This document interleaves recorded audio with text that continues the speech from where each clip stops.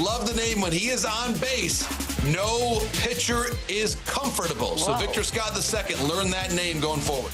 That was JP Morosi. Your own Victor Scott is getting some national headlines, some national publicity coming off of a really impressive weekend by him. Alongside Alex Ferrario and Bradford Bruns, I'm Brandon Kiley. You've got BK and Ferrario here on 101 ESPN. Alex, yesterday, the big news here in St. Louis is that the Cardinals signed Brandon Crawford, the former shortstop of the San Francisco Giants.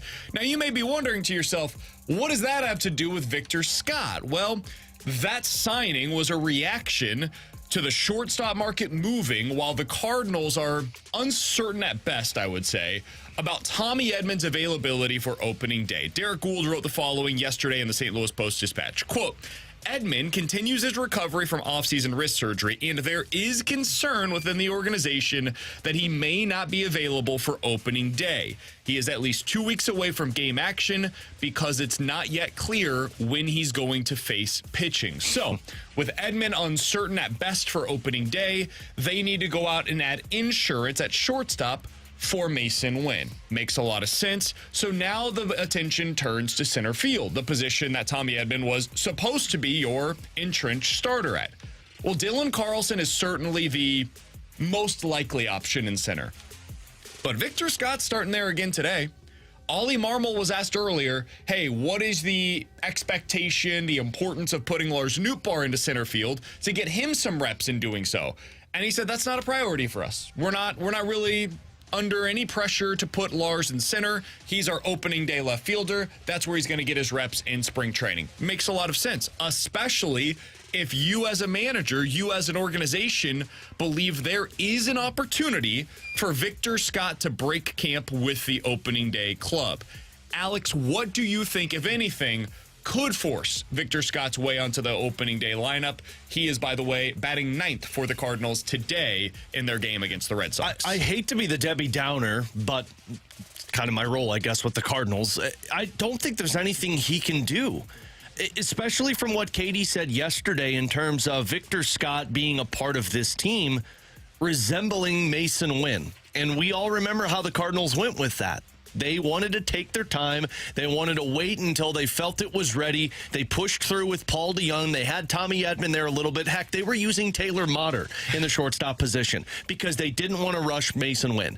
And I have to imagine, for how much we've seen the Cardinals be patient with their younger players and not putting them in a position that overexceeds what their expectations are, they're going to bide their time. And for Victor Scott, you look at just the roster spots. If Tommy Edman is not available to start the season, you're overstepping one of these outfielders, which is probably Alec Burleson, as we talked about.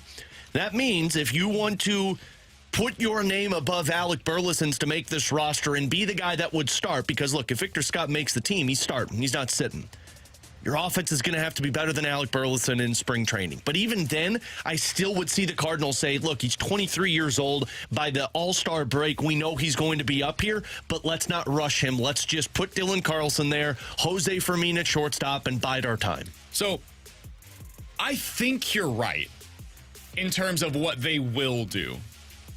I don't know if that's what they should do, though. And I think those can be two different conversations. What will happen, what should happen. Just like the Cardinals offseason. What will happen? Well, they'll go cheap. They'll get two back-end starters that are going to be innings eaters. They'll get somebody at the front end that may not be a sexy name. Probably he'll be a little older, and he'll become your number one starter in Sonny Gray. What should they do? Well, they should sign Sonny Gray and Blake Snell. It's not what they will do, though. So there are two different conversations. What do I believe they should do with Victor Scott? I think they should be incredibly open to what he shows them in spring training. I am the guy that tells you over and over and over again, none of it matters. Don't look at any of the spring training stats because none of this is important. We saw what happened last year with Mason Wynn. Well, he gets down to AAA. He struggles to start out the season despite being amazing throughout the entirety of spring training. That being said, what are you expecting from center field this year?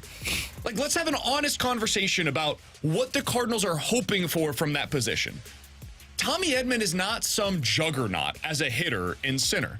He's a guy that you're hoping is a league average hitter and gives you borderline Gold Glove defense out there. His role in center field is not to be amazing as an offensive producer. He's going to bat probably 8th or 9th for you most days. His role for you in center field is to be good defensively. Listen, I understand that there are people out there that just vehemently disagree with me on this, and that's fine. Dylan Carlson is okay in center. Nothing more, nothing less. If he was great in center field, like so many on our text line try to tell me, and by the way, 314-399-9646 is the Air Comfort Service text line to get involved in the show, then he would be starting over Tommy Edman. Hell, they never would have moved Tommy Edman to center field if they believed he was as good in center as many on our text line do. Yeah. You know who is as good, though, in center field as Tommy Edman? I would say better. It's Victor Scott.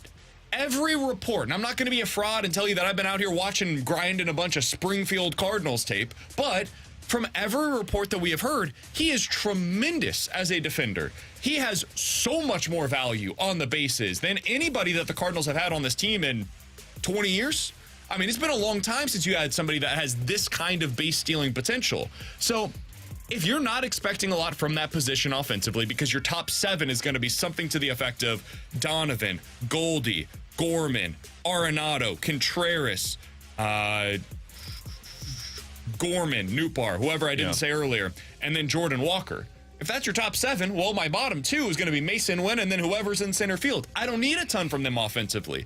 They should be very open to the idea that Victor Scott is indeed the best option for them on opening day. And what that would mean roster-wise, he starts in center. Dylan Carlson is your 4th outfielder, where he's the backup to everybody in your outfield. And Alec Burleson starts out the season in AAA. And that's what the roster decision There absolutely is nothing wrong, too, for a 23-year-old. I'm down the path that you are. I do believe he should at least get a cup of coffee with the team to start the season until Tommy Edman's back. And if it doesn't look well, then you can put him right back in the minors.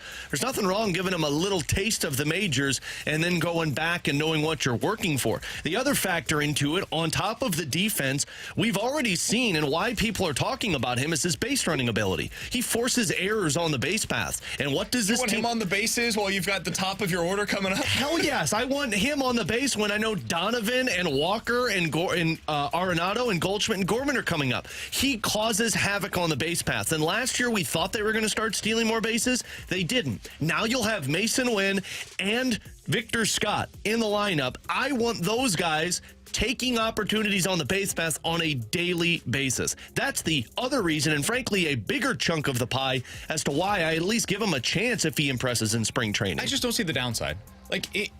Everything that we have heard is that this kid is incredibly confident. And if it doesn't work, if you find out after the first 2-3 weeks, hey, he's overmatched at the plate, it's not going to be something that ends up being a long-term fit, fine. You think Victor Scott's going to be upset about the fact that he got 3 weeks of the big leagues? No, now we can go back down to AAA, where he expected to start out the season anyways, and he can go there and work on the things that he got an opportunity to see early on in the season. Yeah, it's going to be a massive stage. He's going to be playing against the Dodgers and the Padres, and then he's going to have opening day here in St. Louis. Guess what? That's what he needs to get used to, because that's his future. His future is to be right here in St. Louis as a member of the Cardinals. There is a potential for Tommy Edman to get Wally pipped here. In fact, it's the best case scenario for the Cardinals, because if Victor Scott in this best case scenario comes up, takes this opportunity and runs with it, you now have Dylan Carlson, who can be an fourth outfielder for you. You now have on your bench, you can release Brandon Crawford whenever Tommy Edman is ready to go. Edman is now your designated backup at both second base and shortstop and in center field. So now we're cooking with gas, man. We've got a nice bench here. We've got a pinch runner potentially with Tommy Edman coming off of the bench, or Victor Scott if somebody else is starting in center that day. You've got a team that has some versatility, that has some pieces that are movable. Tommy Edman's best role for a championship contender is in this role, if we're just being candid about it. That's what he probably should be for a championship contending club. He's a good player. I don't know that he's an everyday starter in one position in a best case scenario. Victor Scott, best case scenario, that's exactly what he is. He's your starting center fielder from opening day until the end of the season. Everything depends on how he plays this spring. But if he goes out there and shows you, I am ready, I'm kicking down the door this spring the way that Jordan Walker did a year ago, I hope that the Cardinals are not so high and mighty that they look at this and say, no, go back down to AAA where you got Dylan Carlson ready to go. You've got an opportunity here to be able to stick with Victor Scott. The part I find kind of funny is there were Cardinals fans that convinced themselves this offseason when the Tommy Edman news came out that go to the market and go sign Harrison Bader and bring him back. Harrison Bader last year for New York Yankees hit 240, played 84 games, and then with Cincinnati, only 14 games, but hit 161. Prior to last season, 2 years ago, hit 217. They convinced themselves to bring Harrison Bader back because he's a Gold Glove defender in center field. But yet, if you're the Cardinals, you don't want to give Victor Scott an opportunity who could be that defensively for you. So, somebody on the text line, and I understand there's going to be some dissenting opinions on this, and that's more than reasonable. If you disagree with this, I get it, man. Like, these are tough decisions to make if you're an organization. But somebody on the text line brings up, hey, guys, you don't want to Mag Sierra him. You could potentially end up breaking him offensively. Here's the thing. I think people are underestimating what Victor Scott did last year offensively. Victor Scott last year in AA hit .325 with an OPS that was 20% above league average. This is not some, like, light hitting, pure speed, pure defense type of a player. This guy proved last year down in the minor leagues he's got an opportunity to be a pretty good offensive player. Meanwhile, when you look back at what Mag Sierra did in the minor leagues, when he got to AA, he hit .270, which is fine. His OPS was a .665. The OPS last year for Victor Scott was above 800. Those are not similar players. One of them profiles to be a backup who is exclusively a pinch runner. The other could be an everyday starter for you. And Mag Sierra in his first season with the Cardinals only had, 60 at-bats, but hit .317. Yeah, and it was all like totally fraudulent. Everything was on the ground. Never hit an extra base hit. But how did if you could get that for a month? Right, that's what I'm saying. They didn't break Mag Sierra. He just was never a major league everyday player. He 100%. Was a bench bat, where Victor Scott, his bat has proved to be an everyday player in the minor leagues. Again, you've got to know, who was it that told us this? It was the former Detroit Tigers general manager, right? Al Avila. If you don't know your players better than other teams know your players, that's a problem. You got to know your players. If they feel like that they're mentally strong enough to handle something like this, what's the harm in giving them a shot? And if we get to the end of the spring and Victor Scott has just been okay and it looks like he needs some more seasoning, my opinion will be that the Cardinals should go into opening day with Dylan Carlson as their starting center fielder. It's very simple. But my hope is they don't go into this spring with the stated belief that there is nothing Victor Scott can do to earn a job on the team. I don't think you should do that. I think you should be open to him proving that he can be something more for you. And that's all I'm asking for. I'm not asking for you to hand him the job. You shouldn't do that. If he outplays Dylan Carlson, is better than Dylan Carlson in the spring, though, you should at least have the conversations be open to him being your opening day center fielder. Alex, I did want to ask you one follow-up on this. The Cardinals have now had some pretty big-time prospects that are super intriguing, position players that have come up in recent seasons. Jordan Walker last year, a couple of years ago, Nolan Gorman, Dylan Carlson in the 2020 season, Mason Wynn last year, and certainly now getting an extended run with him, and Victor Scott at some point either this year or next. When you think about your excitement level, not now, but at the time that each one of those five guys was a prospect and on the verge of making the big leagues, how would you rank them? Just in terms of your own excitement. Can't speak for anybody else, but for you, how would you rank them in terms of your excitement from 1 to 5? 1 would be Jordan Walker. I mean, Jordan Walker was Oscar Tavares level for me. I was so excited to see him on opening day last year. I would put Dylan Carlson above Nolan Gorman only because what the hype was and what the need was for the Cardinals. We had just gone through the Grichuk, Piscotty, and you were looking for that next big outfielder, and Carlson was the pry him from our cold, dead hands type of player. Gorman would be 3. I would put Mason Wynn at 4 and Victor Scott at 5, but let me explain myself. I think there's an internal hatred at the Cardinals for playing Paul DeJong as long as they did, that I was desperate to get to Mason Wynn. And I don't feel the same way with Victor Scott because I'd like to see Tommy Edman. Now, if he's injured, that's excitement. But Mason Wynn, Victor Scott are tied for 4th, in my opinion, on the most excitement. So, for me, I would have Walker at number 1 as well. I know this is going to sound maybe a little crazy. He's not the best player. I'm not expecting the most out of him. But my second guy on this list is Mason Wynn. Because of everything that he brought to the table. He's just a different profile, and he plays the position that the Cardinals haven't developed a guy like this in 25 years. We just haven't seen it. So for them to actually have the opportunity to develop a homegrown shortstop like Mason Wynn, man, that's exciting. So he would be number 2 on this list for me. Number 3 is Victor Scott. Again, it goes back to what do I like as a baseball player?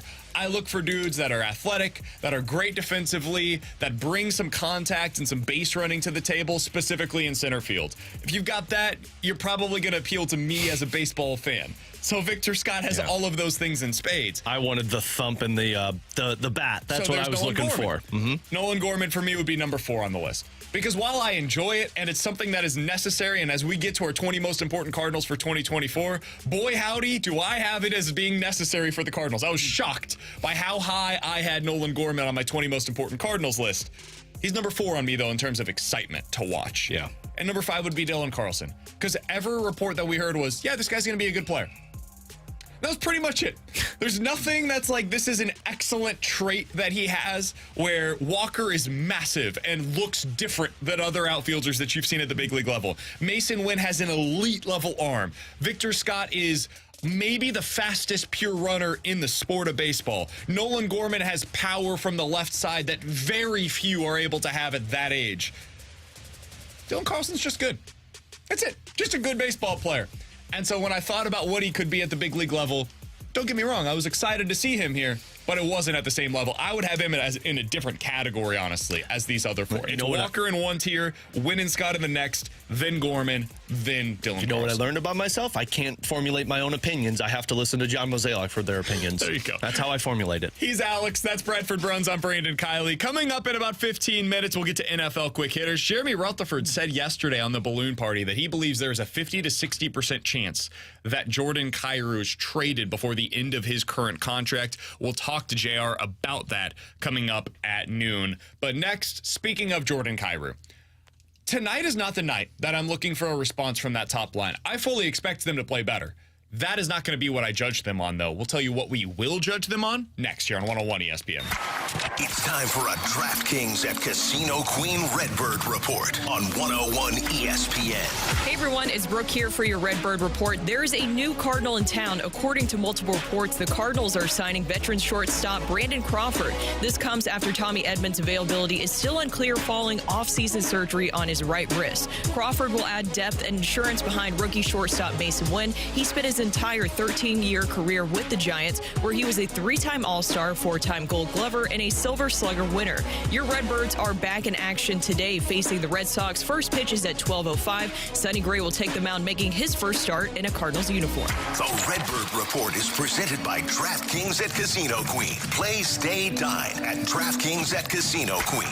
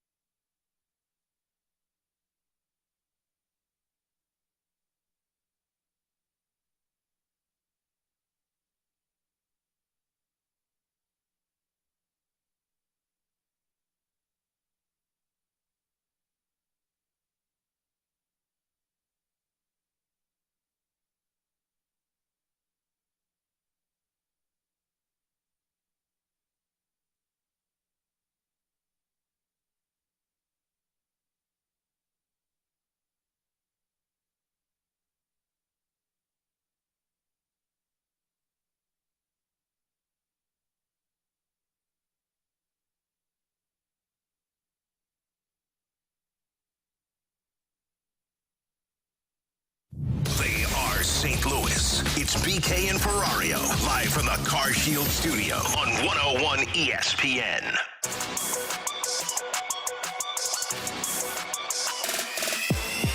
Alongside Alex Ferrario and Bradford Bruns, I'm Brandon Kiley. So tonight is not the night that I'm looking for a response from the Blues top line. Yeah, those guys were benched in the game over the weekend, but I'm fully anticipating that they're going to play better tonight. Robert Thomas, Jordan Kyrou, those guys should be noticeable every time that they are on the ice. And if they're not, honestly, that'd be super disappointing to me because they got benched and now you see a response. The problem for them is it's not about one game. It's about, can you be consistent? And so yesterday, Drew Bannister was asked after their practice, hey, you benched your top players. Those guys make a combined $17 million this season. What was the message that you were trying to send there? What are you expecting out of them moving forward? Here's Drew Bannister. You know, and again, I talk to each individual player as I would. You know, I'm not going to leave that alone. I think it's on me to explain it in person, face to face with them, and what the expectation was, and what my thought process was, and just so we're clear, you know. Those three players weren't the only players that didn't show up in that game. You don't find yourself 4-0 behind or 6-1 after the game and think that 17 other players were playing to their expectation. And we need, whether it's our top players or the players that are supporting them, is to meet their expectations. And there are going to be nights where they're not at their best. That's just over an 82-game season. You're not always going to get a perfect game out of them. But as long as the effort there and the commitment to play a team game and what we're trying to do here, and then there won't be any issue, But, we felt at that time as a staff and myself that, there was a message that had to be sent, and, so we set the bar, and moving forward, it's going to be the same. Like the expectations are, if you're not going to meet the expectations, then you're probably going to play less. I understand where Drew Bannister is coming from because he's right. Like, Kyrou and Thomas were not the only guys that were bad in that game. I mean, you had one player, I thought, on the forward position that was playing and putting it all out there, and that was Zach Bolduc. Everybody else was kind of following up behind. The problem, though, is, and where I disagree with Drew, is your best players set the tone. Thomas and Kyrou's first shift in that game against the Detroit Red Wings, the Blues had been hemmed in their zone. They had their fourth line out there. Patrick Kane was still on the ice. It was over a minute shift. He got the puck behind Thomas and Kyrou, outskated both of them, and took it into the offensive zone all by himself to score the goal. That's effort. And if your best players aren't showing it, how do you expect the Kevin Hayes, the Kapanins, the Toropchenkos, the Sundqvist to have that effort when those are the top players going out there? It's a bad look for the Blues. And look, it's not a good look going into this game because Kyrou talked yesterday, and Lou Korek had the quotes up on his article on the Hockey News. And, Kyrou said, it's a message and we don't like it, and we got to go out there and respond. It's the grind of the season. If your top line has to have a message sent to them on February 27th when Nashville has already overtaken you in the standings for a wild card spot, and you're playing a team that is desperate for a wild card spot, the Detroit Red Wings that had won 4 in a row, and you have to have a message sent to you to know that it's playoff time, I'm sorry, this isn't just a one-off where we look at it and you say, oh, good, well, they responded and played well the next game. Because now I'm going to be waiting as a fan, when's the next game you're going to take the night off? And that's a tone that just can't be set. That's a top-line problem. And there are certain criterias that you need to exit out of a retool and start to compete. You got to have the goaltender. You got to have a defenseman. You got to have depth. But none of that matters if you don't have a top line that is putting the effort out every single night so that everybody else behind them is bringing that same effort. So, yeah, I want to see them respond well tonight, but I got to be honest. They could get 6 goals combined with Thomas and Kyrou, and I look at it and say, okay, good, but what are you going to do the next game and the game after that? Yeah, because we saw it 2 games ago. They were the Islanders. They were the best players on the ice. There was no close second, and then boom, the game before, the game after, they were terrible. And so it's about some sort of consistency, and I did not like the way that this started out yesterday. First of all, Jordan Kyrou, credit to him. He talked to the media. I think there is value in just being there, being present, and answering the questions that are asked. Maybe people in our audience right now will disagree with that, and that is totally fine. But for me, I believe that if you're a baseball player and you screw up, like Jordan Hicks, for example, after he threw the ball away going to first base against, I think it was the White Sox last year, you got to make yourself accountable. Go up there, answer any of the questions that are asked, and then you go about your day. It's not going to be the end of the world if you don't, but it is about going out there and answering the questions yourself so other people don't have to on your behalf in order to make yourself available. Well, yesterday, Jordan Kyrou did that. You know who didn't, Alex? And I don't know why. I can't explain. Maybe he had something else that was a team mandated, you got to be here type of an event. But I have to imagine if he told them, hey, I want to go talk to the media to make sure that I'm available to answer any questions that they may have, they would have held off for 5 minutes for him. These things don't last very long typically. He gets off the ice, immediately is available to the media. You're ready to go. You know who didn't do that? Robert Thomas. I think that's super disappointing, man. This is a guy that has taken so many steps this season and I think has played like a legitimate number one centerman for the Blues. And off ice, I think he's taken a step as well. But this is the kind of thing when you do face adversity, and Alex, there will be adversity in his future here. When the team is playing well, he will face adversity. A 20-game stretch where he's just not playing all of that well. A postseason series where he's banged up, he doesn't look like himself, and he's got to find a way to battle through it. You're going to have those kinds of things. He's going to have a new top winger that's going to be with him. It's going to take some time for chemistry to develop.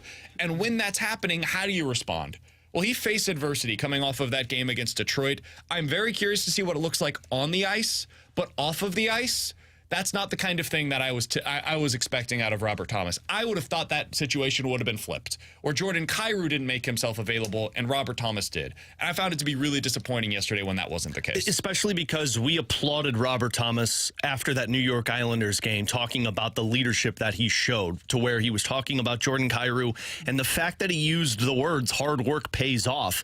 And then the next game that happens. And again, Bannister's right. Everybody has off nights. Everybody has a bad game that you look at and you say, that was not good, that was embarrassing, how do we respond? And I will give Robert Thomas the benefit of the doubt, because more times than not this season, he has been lights out from start to finish. But the issue is that, what we just said, of not being available following up. And look, sometimes that doesn't matter to a lot of people. Who cares if he talks to the media? I think it's imaging. But I think it matters. If you're I think it matters to his team.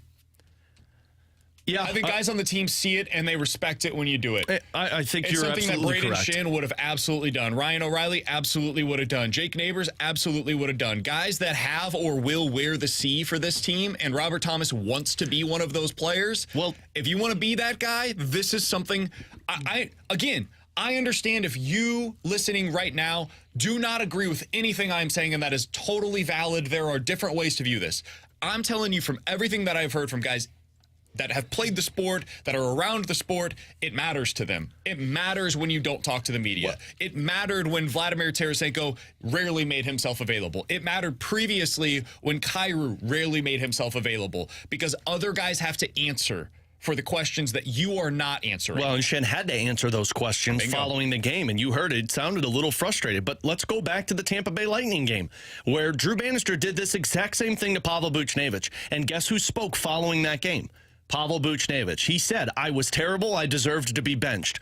Whether you think that's leadership or not, and I'm seeing a ton of posts saying, oh, great, now we're bashing Robert Thomas. No. We're talking about Robert Thomas and the image that is the leadership of this team, because the top players are the guys that everybody else looks at on the roster to carry your team to success. And if you're going to get that performance and that response, and then you're going to go out the next game and say, yeah, I'm going to put it all in and be the best players on the ice. But guess what?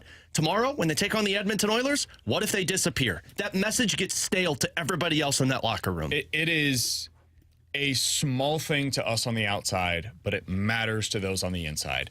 And it very well may be a symptom of something that is bigger than just a small thing, which was yesterday not meeting with the media.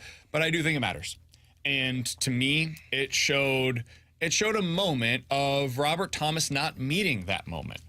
And that big picture, is this something where I'm crushing Robert Thomas? No, we're going to talk later on today. There's a piece over on The Athletic about the pieces that you need for a Stanley Cup contender. One of those pieces is having an elite level center. I'm writing Robert Thomas's name in pen next to that, because he is that. Robert Thomas has shown everything you want to see from him on the ice so far this season. It's a really bad game, and I think it was a bad moment for him yesterday. Guess what? If he responds tonight, goes out there, plays well, we'll move on from this. But I'm not going to sit here and not talk about it because Robert Thomas is one of the best players on the team. If a guy has a bad moment, you got to react to it. And he had a bad moment yesterday. I think he should have made himself available to the media. I don't think that was the way that you respond to something like that. I hope he's on tomorrow, and I hope he talks to the opening drive, and I hope they ask him about it and say, hey, you were benched in the game on, Saturday, whatever. You didn't make yourself available yesterday. How come? Well, what was there? And we'll find out.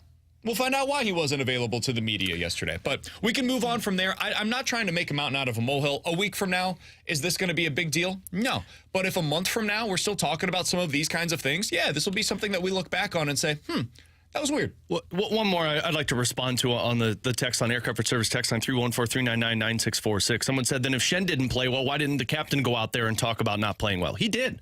Go back and listen. I played it on postgame. Braden Schenn, before he even, his answer about Thomas and Kyrou was 2 seconds long. Somebody asked about them, and he said, that's not between me. That's worried about the coach and the players. Yep. And the rest of the 4-minute interview that the captain talked about was he playing poorly, his line playing poorly, the team not showing up ready to play. Guess what he did? The same thing that Ryan O'Reilly used to do that endeared him to so many Blues fans in St. Louis, the same thing that Alex Pietrangelo had done, the same thing that David Backes did. But those are the captains, and I understand Robert Thomas isn't the captain, but if you look at guys that wore the letter A for the Blues, guys like Colton Parayko, Alexander Steen, Paul Stastny, Justin Falk, those guys are always there. David Perron, those guys are always there ready to answer the bell when things are bad and good. It's not something guys like doing. It's not fun, man, especially right now when you just went through a game like that, and especially if you're Robert Thomas, when you played poorly and you got benched in a game like that. You don't want to stand up there and be like, yeah, I'm going to answer all of the questions about how crappy I was on the ice the other night. It's terrible. It's brutal. It's not something you want to do. If we had to do a post-game or post-show press conference every day, Alex. Oh, that'd be brutal. There would be days where neither of us want to go up there where we're like, yeah, hey, listen, there are days when I recognize I didn't have a good show today. And sometimes that happens, and if we had to go out there and immediately upon leaving the studio, there was somebody holding a microphone in my face, there'd be days where I absolutely do not want to do this. But guess what?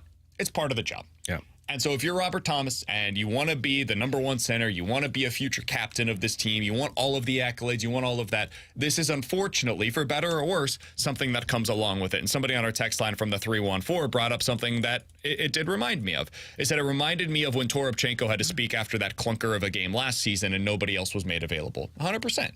You've got to, if you're one of the leaders on the team, you make yourself available. And if you're one of the leaders on the team and you were one of the individuals that was benched in the game prior, you make yourself available. Again, guys, Jordan Kyrou made himself available yesterday.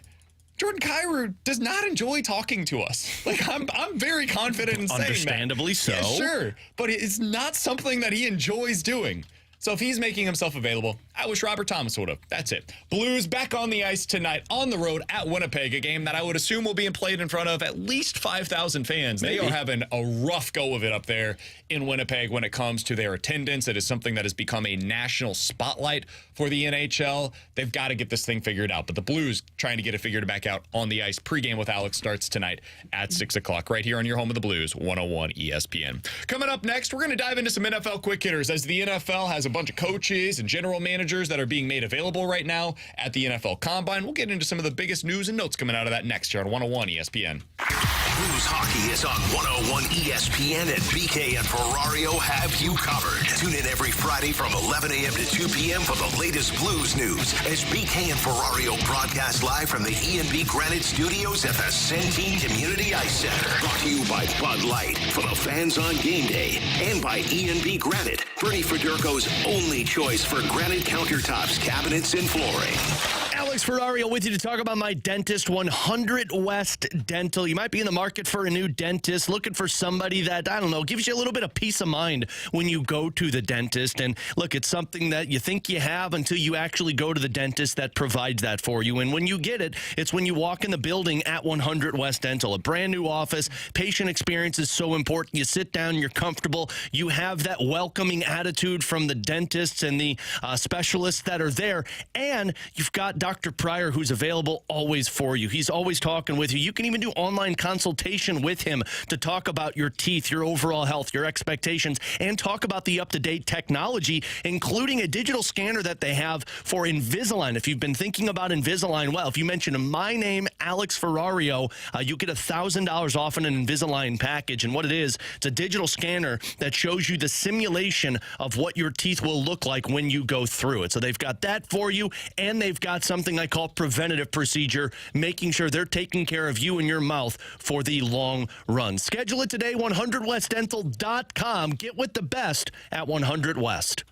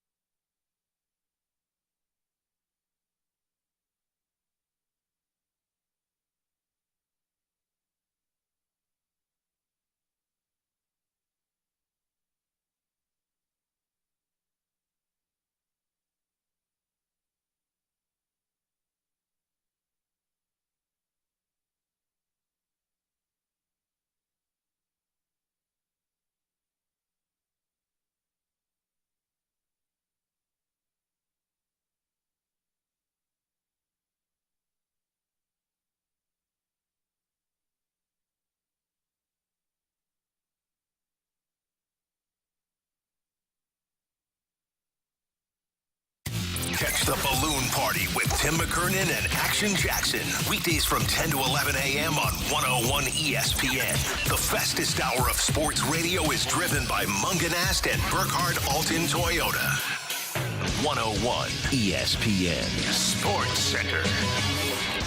Gray and Company gearing up for Red Sox. Good morning. I'm Bradford Bruns with your Sports Center update, driven by Johnny Londoff Chevrolet and Johnny Londoff Autoplex. Roughly 30 minutes from now, Sonny Gray gets his first spring training start for the Cardinals. The righty taking the hill against Boston with lineup support coming from Brendan Donovan, Paul Goldschmidt, and Lars Nootbaar. Nolan Arenado hitting cleanup, followed by Wilson Contreras, Jordan Walker, and Mason Wynn. Yesterday, St. Louis and Miami played to a 1-1 tie, and the club also agreed to a contract with veteran Brandon Crawford. To the ice, the Blues visit Winnipeg this evening at 7 o'clock on 101 ESPN. Justin Falk activated from injured reserve. Matt Kessel returning to Springfield. The Sports Center update was driven by Johnny Londoff. Find new roads and shop 24/7 at Londoff.com and LondoffAutoplex.com. Are you kidding me?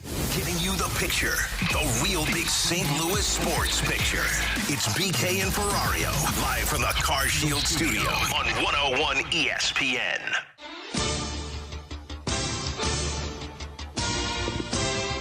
Let's dive into some NFL quick hitters alongside Alex and Bradford. I'm BK. It's BK and Ferrario here on 101 ESPN. Alex, a bunch of general manager, coaches, they're all heading to the podium today as we are getting started in Indianapolis with the NFL Combine. One of those individuals was Ryan Poles. He is the general manager of the Chicago Bears. He said earlier today he has, quote, no master plan to reveal at the NFL Combine, but he would like to make the certainty decided on Justin Fields as quickly as possible. Alex, we said yesterday there was a piece from Peter King, who is retiring from Pro Football Talk, that, hey, he thinks if he had to guess, he believes that the Bears would trade the number 1 overall pick. We are now, 2 months away from the NFL draft. Where are you at on this? What do you think the Bears will do with the number 1 pick with Justin Fields? I think they're going to trade it. Especially trade the pick or trade the quarterback? Okay. I'm sorry, trade the quarterback. That's what I think they're going to do. What I think they should do is trade the pick and keep the quarterback. Okay. But what they will do is trade the quarterback, especially hearing Ryan Poles say that, like, we'd like to make a decision as soon as possible. We're not going to make it at the Combine because none of the quarterbacks that you'd be drafting are going to be performing. You're going to have to wait to their pro day. So right now, you're going to be waiting until that pro day unless you've decided Justin Fields is the guy for you. So I think they're going to trade the quarterback away because of the resetting the clock of the rookie deal. Frankly, it's been written since, the first half of last season, guys. And you mentioned, Alex, waiting for the pro day. Of course, I believe USC has its session in late March, and all of this seems inevitable. There was so much discussion about it, and really frustration, I think, about Justin Fields, his performance until the final month of the season, in which he put together some good numbers. He developed a nice rapport with Moore down the field, but for all intents and purposes, this Bears organization has to restart that proverbial clock, and you do it by moving Fields. Brett Veach was also asked earlier today, the Chiefs general manager, about Chris Jones and L'Jarius Sneed. And by the way, I think that they will end up trading Justin Fields. I think he's going to be a Steeler. That's my guess. I think he's going to be a Falcon. You think? What would your guess be? Back to the ATL.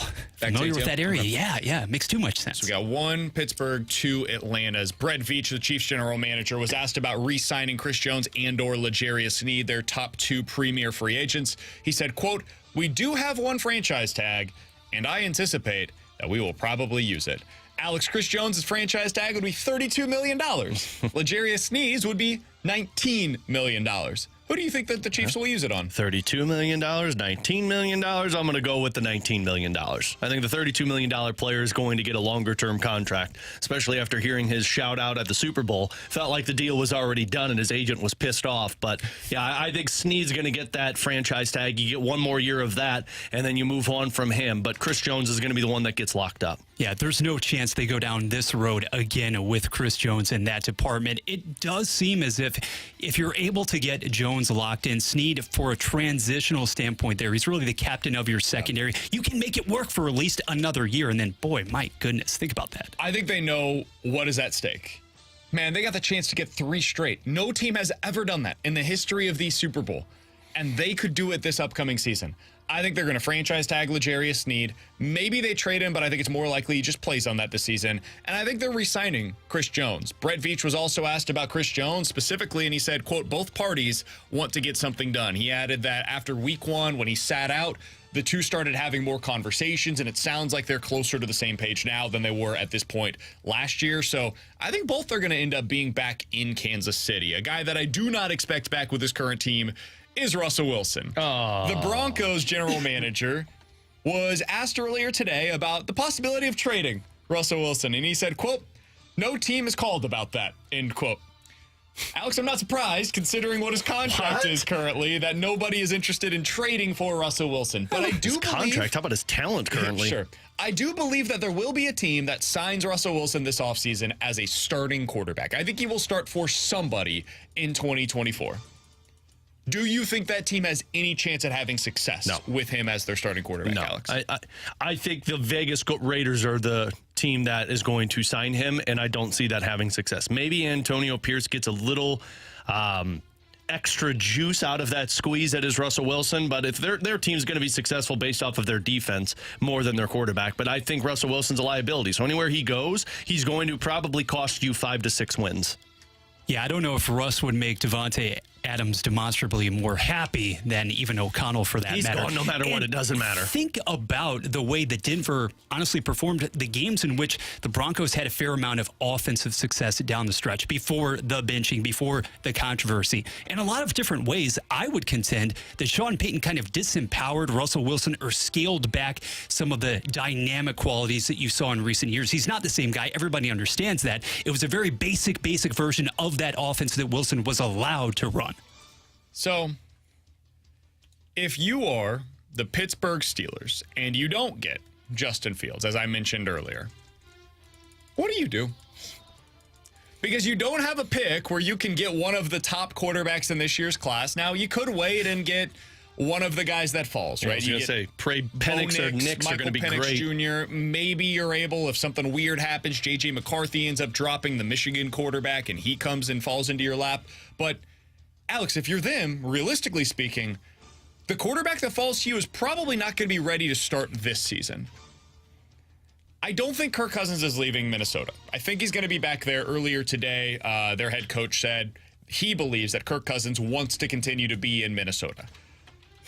If Justin Fields isn't on the table either, there aren't a lot of options available to you. If you're the Steelers, would you consider Russell Wilson? And if they get him, they won this year 10 games, and they had Kenny Pickett and Mason Rudolph as their starters. Could they win 10 games next year with Russell Wilson in your mind?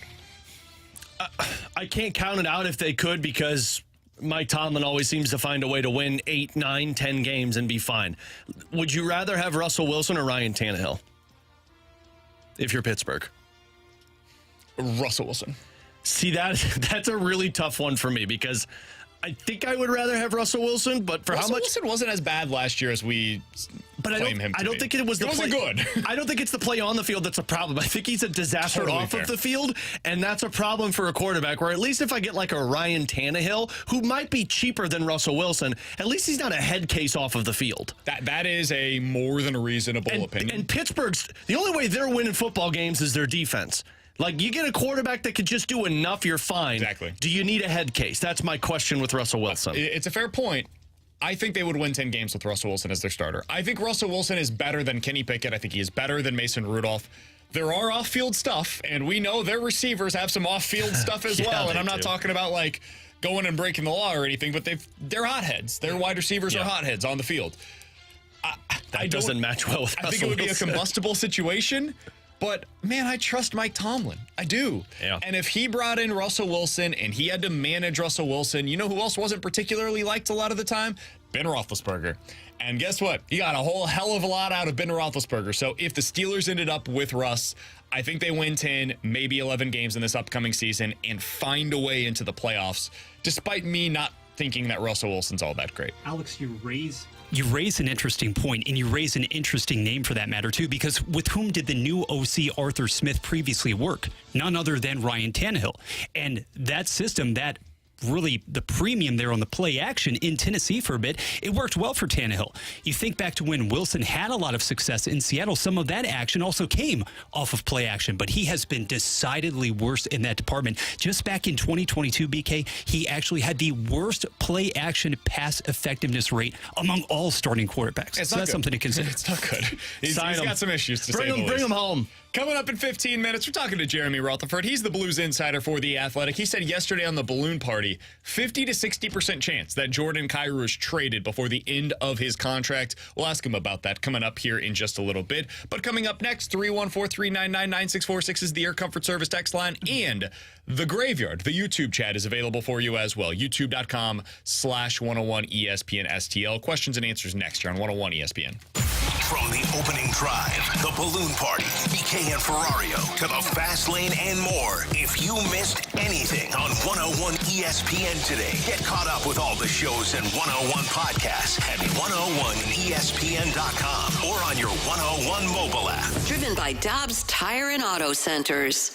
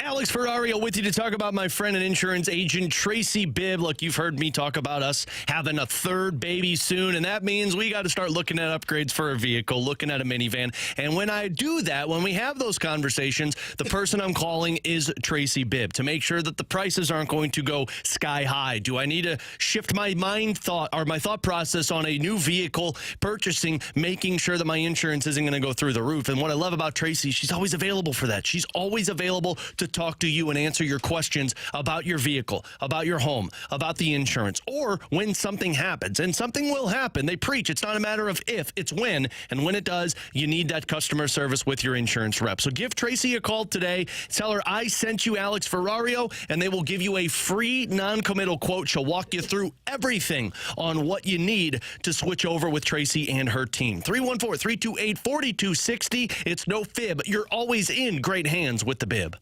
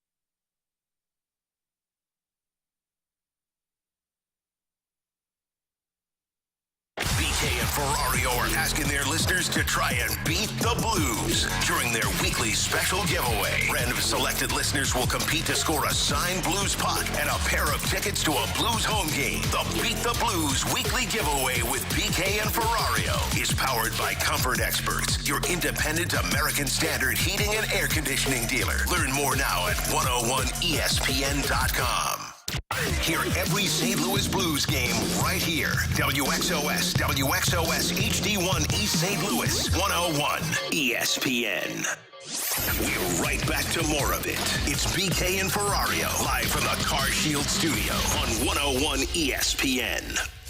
You've got questions. We may have the answers. Maybe it's BK and Ferrario's questions and answers on 101 ESPN. Driven by Offenburg Kia in the St. Clair Auto Mall in Shiloh off I-64. 314-399-9646 is the Air Comfort Service text line for questions and answers. You get your questions in, we will give you our answers here on BK and Ferrario. But before we get to that, Alex, you just mentioned there is a piece over on the Daily Faceoff right now with the title, quote, "Don't expect the St. Louis Blues to stand pat at the NHL trade deadline." One of our favorites, Frank Saravalli, who is a national reporter, very tied in. He's had a lot of scoops on the St. Louis Blues over the years, said, quote, "I think Doug Armstrong is hungry to change up the mix. They've been competitive this season, which is fine, but I also think whether it is now or in the summer, I don't see him as someone that's going to pay Buch whatever the market is for that next deal. I think there's potentially enough interest now to make it happen." Your response, Alex? Makes sense. We're going to get into this a little bit later on, but I would definitely explore it. Your team has been inconsistent, although I've backed them and said I want to see you invest in it. If you're not going to invest, I don't want to stay pat. If you're not going to invest and try and solidify a playoff spot, I'd rather see you sell than just stand pat and see if it works out. And if teams are interested and desperate, see what's out there. What I'm not doing is I'm not trading Pavel Buch for a first-round draft pick and then a low-level prospect that maybe could be a middle six forward or maybe a middle four defenseman. If I'm trading Pavel Buch, you're either giving me a couple of first-round draft picks, or you're giving me somebody who projects to be on a top line. I'm with you. I need somebody that can be a top six forward, like a bona fide top six forward in return for him. And we'll talk about this a little bit more in depth later on today. I think there could be incentive for the Blues to wait on these. I think it could be a situation where the market appears to be moving, but the big stuff doesn't get done at this year's deadline because the teams that have the big things to move are in contention right now. And so they're going to want to give it their one last shot with this current mix, and then this summer is when those big moves really happen. So I think when all is said and done, my guess is the Blues don't trade either Buch or Kyrou at this deadline. But I do think they will move at least one of them in the offseason. And that's when you make your big decision. All right, from the 314, BK, how much has your interest in soccer grown over the past year, if any at all? My interest has grown a lot. I am not somebody that is probably ever going to be watching EPL over the weekends. It's just not something that for me is going to be on the top of my priority typically, list. it's like 4 a.m. too? You're not waking up that early with a kid? I don't have a problem with it. Like, I get why it is appealing to people, but I already have so much other stuff that I'm watching and consuming on a daily basis, whether it's for this job or just for my own personal life or, like you said, with baby boy. It's not something that's going to be appealing to me. But, dude, if you go to a City game, I told this to my wife the other day. I said, because I'm going to another game here pretty soon. I think it is the best bang for your buck in-person viewing experience in North American pro sports. And what I mean by that is, like, I would rather go to a City game because I think the environment there is so much different than what you get on television compared to an NFL game, compared to a hockey game, compared to a baseball game. All of these different things have appeal. I would go to any of them. I enjoy going to sporting events in general. But the atmosphere at City Park is amazing. It is family friendly. There is great food. There are great beer offerings. It is super easy to get in and out. It is not going to take up your entire day. So, yeah, my interest has grown quite a bit. And last thing here, guys, what do you view as the difference between Victor Scott and Harrison Bader? Because to me, they seem similar from a player profile perspective. Alex, I'm curious your thoughts on this. For me, the biggest difference is less swing and miss with Victor Scott. Defensively, you could see something similar. I think Bader was excellent defensively, but then the speed. The speed is just what you get with Victor Scott that you did not have to the same degree with Harrison Bader. Bader was fast.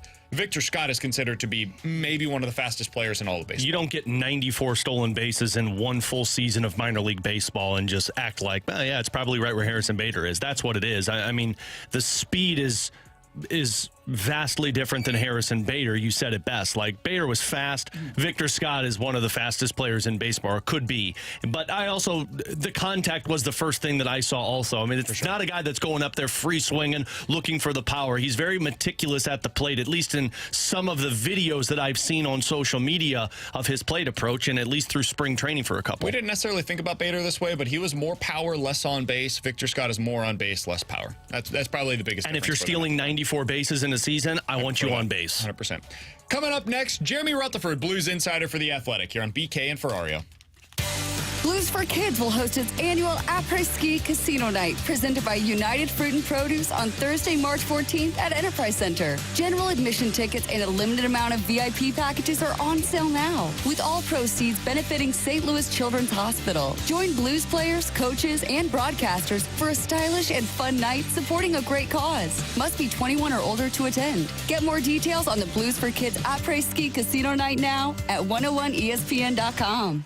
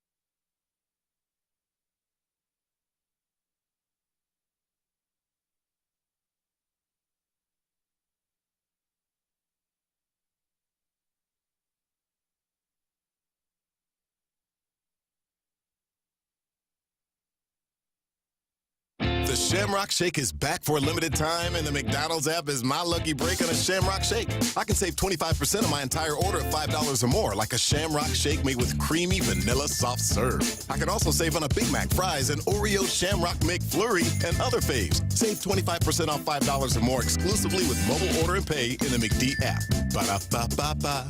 Offer valid through 3/24/24 at participating McDonald's. Valid once a day, must opt into rewards. Oreo is a trademark of Mondelez International Group used under license.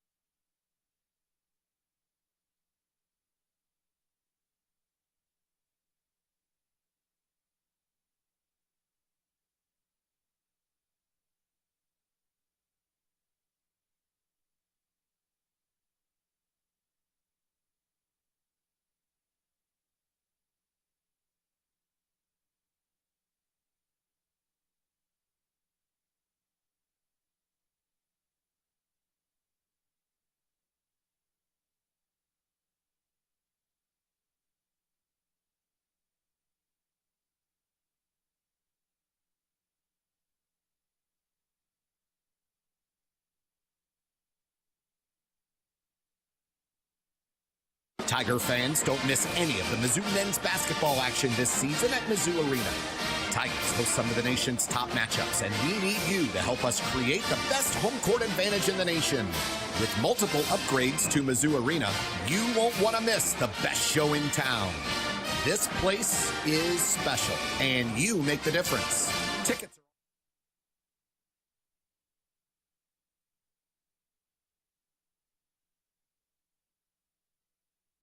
This is exactly where you want to be listening to us. It's BK and Ferrario, live from the Car Shield studio on 101 ESPN. News, notes, and nuggets. It's time for the Rutherford Report with our Blues insider, Jeremy Rutherford. Brought to you by Scott Lee Heating Company, a proud Mitsubishi Electric Elite contractor.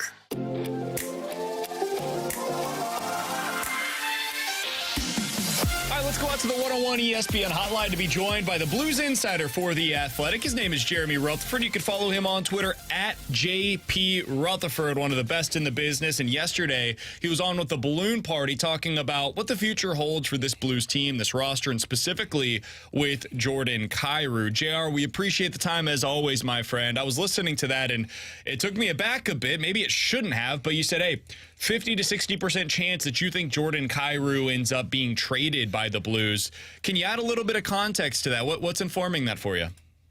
Well, I just think that everybody knows that his no-trade clause kicks in 2025. And for people unfamiliar with how that process works, when you sign a contract like Thomas and Kyrou did, you'll get the no-trade protection, but it does not kick in until you turn 27 years of age. So you're not going to find anybody in the league 23, 24, 25 with a no trade clause. So that'll kick in 2025. You know, I got to believe that whether we're talking about a trade with Kyrou leading into this deadline or next season, you know, it's going to be tough to pull off. You know, there's a lot of term remaining on that contract. So if we're trying to be realistic about it, that no trade clause is probably going to kick in with him still as a member of the Blues in 2025.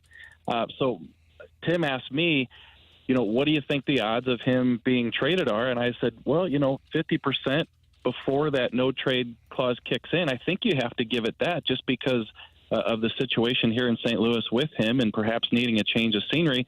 But the one thing that I did qualify it by saying, guys, is that I would be surprised/shocked if he finished his career, that 8-year contract, as a member of the Blues. I just think that at some point this thing's going to hit a road where they're just going to have to figure out a way to make a deal and move on from that contract. JR, we talked about it a little bit ago, how if you don't have a top line that is consistent and able to kind of carry you, then you're in a tough go. Do you feel like Doug Armstrong and the front office are getting to the point where they see this with Kyrou and say, we might need a change?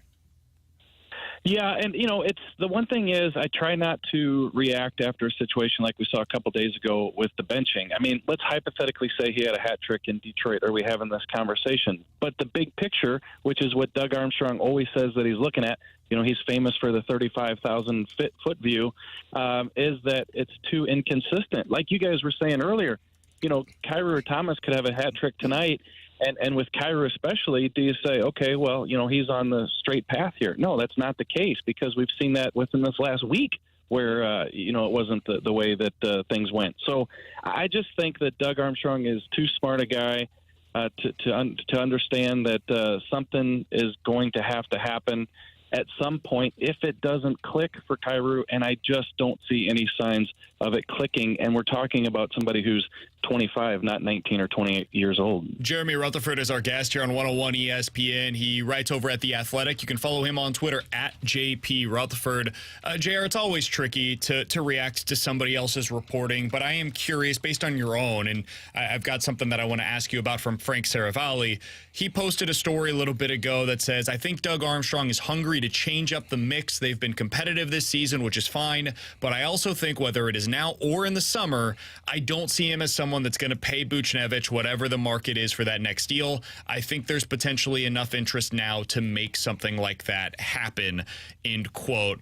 JR, when you think about what is available to Doug Armstrong, either at the deadline or going into the summer, I was talking about this with Alex before the show today. You look at what the Maple Leafs have coming up. The Florida Panthers, they've got a bunch of deals that are coming up in the next year or so. Ottawa, there's a bunch of buzz out there. Calgary. Is this a situation where you think it would be advantageous for Doug Armstrong to wait until the offseason to see kind of what ends up shaking out with these other teams? I think it could, and I think Doug's history tells us that he believes that. He's been one of the most patient GMs in the league, and he still has his job because he's been patient. I mean, he's waited out a lot of teams, BK, before he made the deal that he thought was the best deal, and I hate to keep going back to it, but that Ryan O'Reilly deal with Buffalo was absolutely dead. Like Buffalo said, you know, they weren't going to do it. And then they called back, and this is what leads to the memes. You know, Doug says, and will you take who? You know, like, so it's a situation where, you know, Buffalo called back, and all of a sudden you're trading Saboka, Berglund, Tage Thompson. You didn't give up Kyrou and Thomas at that point, and you get your guy, Ryan O'Reilly. He's done that on a number of occasions. So to apply that to this situation with Buchnevich, I mean, we can't forget the idea that if somebody calls up and says, hey, we'll give you 2 firsts and, this prospect, that the deal's going to get done before the deadline. But we don't anticipate something like that happening. So I can see a situation where, yes, Doug does hold off until the offseason before he addresses the Buchnevich thing. And at that point, does it lead to a trade? Does it lead to a re-signing? At this point, anything could happen.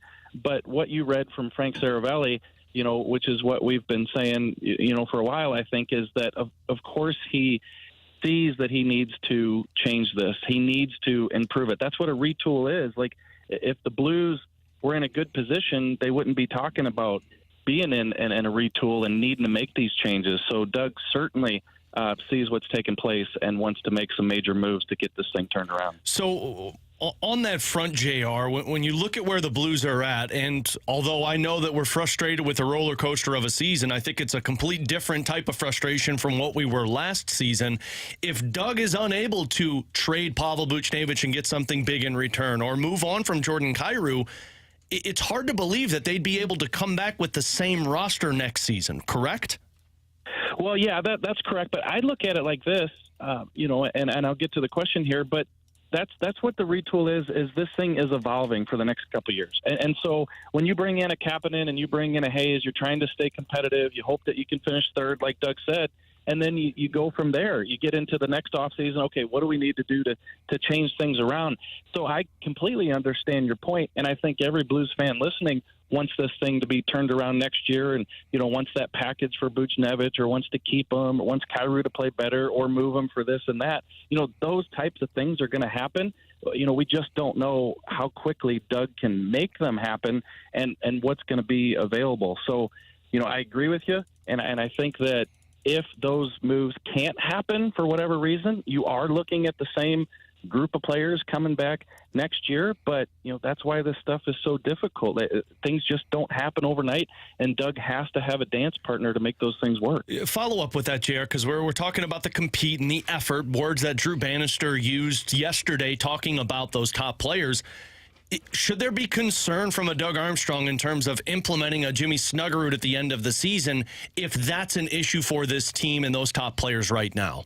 Yeah, that's another fair question. And I do think that if you bring a Snuggerud into a situation where, there's guys not competing and that's the atmosphere, then that's tough. And he has said in the past that he doesn't like to do that. But at the same time, you almost have to bring those guys in there to kind of, get that movement going with the younger players, keep that retool moving in the right direction, and let those guys come in and try to help set the culture. And I know that's tough to do when you got 5 or 6 veterans on long-term contracts, and maybe you don't see that type of effort from the team every night. But, to me, you can't push, Snuggerud's arrival back and back just because the atmosphere isn't going to be good when he gets here, because who knows when it's going to get to that level.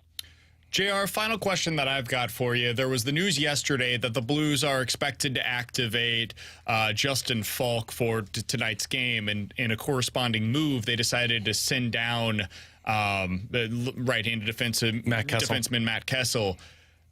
Were you surprised by that decision, and what do you think led to that choice? Yeah, not overly surprised, just because you had to send a guy down to make the Falk, contract work with the salary cap. But I think with Kessel, and look, I tweeted yesterday, I don't care what people say. Yeah, he had some hiccups, but overall, he was really good. Who would have thought that Matt Kessel was going to step in that first night in Pittsburgh and play top 4 minutes for the next 22 games and do a good job at it? I don't even think the Blues felt that. But, Falk's one of your guys. You get him back in the lineup. It looks like they want to keep Prnovich playing. You have that Group 6 free agency situation with him.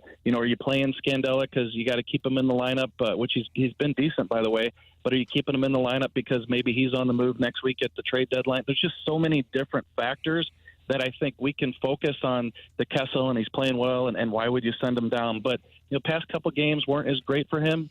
Hey, you did a great job. Go do it in Springfield. Maybe we'll see you next week after we make some moves at the deadline. Jeremy Rutherford, one of the best in the business. You can find all of his great work over at The Athletic. He had a piece the other day about the Blues trade options, who could be going, who's expected to stay. All of that available to you over at The Athletic. You can find the link on his Twitter account at JP Rutherford. JR, appreciate the time as always, man. We look forward to talking with you again next week. Next Tuesday. How about we do it again? Yes, sir. That's Jeremy Rutherford here on 101 ESPN as he joins us each and every Tuesday on BK and Ferrario. Blues back in action tonight at 7 o'clock. Pregame with Alex begins at 6 right here on your home of the Blues, 101 ESPN. The more I hear about this, and JR is absolutely correct, like this is going to be to the point where we just don't know until Doug pulls off the trade. The rumors are going to mean one thing, but the next thing is going to be like when actually Doug pulls it off and they come out of nowhere. It's going to be very tough for them to move on from one of Kyrou and Buch, if not both of them. But it also seems that the Blues are getting to the point, and if you're Doug Armstrong, and JR's right, like Doug is always talking about the 32,000-foot view of this team. He's always talking about, not worried about this year, talking about 3 years from now, 4 years from now. At some point, you have to look at this and say, 3 years from now, do we feel like these guys are going to figure it out? Because if you're still uncertain, like Robert Thomas, I think if you would have said 3 years ago, is he going to figure this out to be a top centerman? You probably would have said yes. From what you saw in his rookie year, you were thinking, this guy's going to get it. Last year was the first year that I questioned it. Yeah, and it was the first year where he got thrusted into the number one center spot for trading O'Reilly, and your team was bad. It was something he hasn't experienced at all. But if you're going to be honest with yourself and you look at it, and I am curious what listeners think, because this is such a hot topic right now in St. Louis. If you look at it and say 32,000-foot view 3 years from now, when Snuggerud's here, when Dvorsky's here, when Neighbors is developing and wanting to be paid, do we really feel like that this guy has figured it out? Because if you still question it, that's $8 million on your salary cap. With a no trade at that point. With a no trade. And you're in this position. And I was just thinking about this because Brooke was asking me, what's going to happen? And I said, sometimes guys don't figure it out until they get moved. Jake Wallman, Vince Dunn, Tage Thompson. The best example that I can come up with that I just thought of when Jared was talking was Patrick Laine. Winnipeg was in a playoff spot. Winnipeg had a guy who scored 44 goals in his rookie season. You think they wanted to move on from that? But they were forced because they looked at the big picture and said, man, we've got Scheifele, we've got Wheeler, we've got some guys coming up. And this guy, although he's a goal scorer, has not figured it out in being a top-line player. So what did they do? And he also had a lot of the same immaturity questions. Absolutely. What did he do? They flipped him to Columbus to get Pierre-Luc Dubois.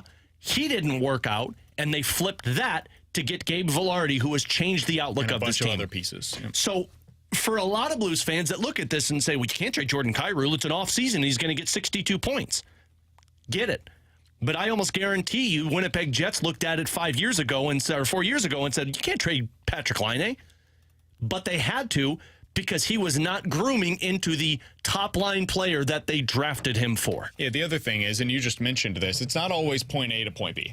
It's not always you trade Jordan Kyrou for this, and then this becomes what you end up winning with. It might be you trade Jordan Kyrou for this, and then that helps you get to point C, which then allows you the opportunity to get to where you want to go. Because with a trade for Kyrou, for example, there may be a situation, and there's going to be a bunch of different lanes that the Blues are able to pick, either at the deadline or going into the offseason. Do you want to trade Kyrou to open up that cap space flexibility and get picks and prospects, those kinds of... Do you want to trade Jordan Kyrou as a part of a package for a player that immediately comes in and might actually end up costing more than Jordan Kyrou? Do you want to trade Jordan Kyrou for multiple middle six players? You can probably get something like that from a contender or a non-contender. Like, these are the different options that could be presented to you. Same thing is true of Pavel Buchnevich. And depending on what you get for them, you may then flip some of those assets for something else that becomes more appealing for you as a team. So we're a long ways away from what the final version of this Blues construction is going to be. And when we get there, I think at this point, I am where JR is, which is I don't think either of those two players will be on the team when the Blues are once again competing for a Stanley Cup. I do want to hear from you guys. The mic drop feature is on the 101 ESPN app. How do you currently feel about Jordan Kyrou's future in St. Louis? Do you think it should be in St. Louis? Do you think they should be looking to trade him at this year's deadline? Would you look towards the offseason? And what do you want for him? Like, are you just to the point where you're saying, hey, grab a bag of pucks and we'll take whatever we can get, just get the cap space and get that guy off of my team? Or are you trying to target something in particular by sending out Jordan Kyrou from this roster? Want to hear from you guys. The mic drop features on the 101 ESPN app. That is where you go to be able to send those in. We'll get into those coming up here in just about 15 minutes or so. Coming up next, Sonny Gray is on the mound today, making his Grapefruit League debut for the St. Louis Cardinals. Alex, I put together my 20 most important players for the 2024 season last night. It was very clear to me who comes in at number 1 on that list. We'll talk about it next year on 101 ESPN. It's time for another moment in Blues history. On this day back in 2009, the Blues were led by Chris Mason's 41-save performance to a 3-1 victory against the Dallas Stars on the road. The Stars would score the first goal of the game. Now assistant coach for the Blues, then a Dallas Star, Steve Ott, picking up an assist. Jay McClement would score an unassisted goal in the first period to tie it. And then in the third, TJ Oshie with an assist from Patrick Berglund took the lead. And Patrick Berglund scored the third goal of the game to help the Blues get a victory. This date in Blues history was powered by Classic Air Care, making people comfortable since 1926. For all your HVAC needs, ClassicAirCare.com.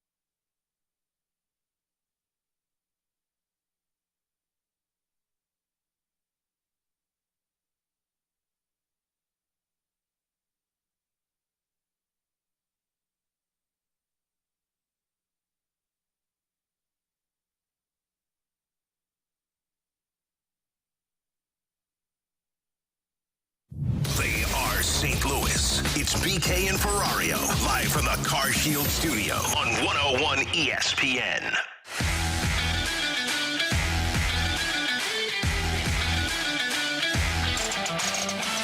So we do something here on the show. We're going to start it up here pretty soon. It's called the 20 Most Important Cardinals for the upcoming season. And it's kind kind of a convoluted way to go about it, but Alex, the way that I think about it is if the Cardinals are going to win the World Series, who are the guys that are most important to hit their ceiling? Because we know kind of what the mid-range outcomes are expected to be for a lot of these players, right? Like, what does the middle-range outcome look like for Lars Nootbaar, for example? Well, he's probably hitting like 260. He's hitting for 15 to 20 home runs this season, and he's your regular starter in left field, and you probably expect him to get hurt at some point in the regular season. That's basically who he's been so far in his Cardinals career. But what does the ceiling look like for Lars Nootbaar, and what changes for the Cardinals if he were to hit it? Well, he could be a 270 hitter. That is your leadoff hitter the entirety of the season, plays really high-level defense in left field, and gets on base like 36% of the time with 25 home runs. All right, now you're talking about an all-star. So that is the ceiling version, and what would that mean for the Cardinals if he were to hit it? That's the way that I personally look at the most important Cardinals list. Everybody's got their different definitions of it, though. No matter your definition of how you come about the list of who is the most important Cardinal for 2024, I think there is a definitive ranking of who's number one on that list. And we'll get to it. We'll break it all down. And like maybe you guys wanted to have a little bit more of the reveal as we get to number one. But for me, it was easy. Like I started my list at number one and I just wrote it in pen immediately. Basically everything from there was tough for me. But Alex, it's Sonny Gray. Oh, crap. Scratching off Matt Carpenter. Sonny Gray is the single most important Cardinal for 2024 because you have no other number one option. Nobody else in your rotation can be what Sonny Gray is meant to be for the team. He was second in the American League Cy Young voting last year. Nobody else on your roster has that kind of potential. I like Miles Mikolas. I'm probably higher on Mikolas than most going into this upcoming season. I am ready to admit, though, right now, yeah, he can't be that. He's not going to be getting a top 3 Cy Young vote for the Cardinals in the year 2024. Sonny Gray could. That's a realistic outcome. And if he does, if he is this year what he was for the Twins last year, it opens up a lot for what the Cardinals could be this upcoming season, because then, man, call it whatever you want. I call that a number one starter. If you get to the end of the year and you're a top 3 Cy Young candidate, it's really hard for me to say, yeah, that's not a number one starter for a contender. I mean, you're an ace, right? If you're fighting for a Cy Young, you're an ace. For that season at a minimum, absolutely. So to me, man, there was no conversation even necessary to be had. Yeah. That guy's number one. It's funny because typically when we do these lists, I never have questions about my top 5. It's always the last 5, and that's what holds me up. But, I originally started to debate because you only see him 1 out of every 5 games. And it's like, man, is that going to have that much of an impact compared to an Arenado or a Goldschmidt that are going to be there every single game?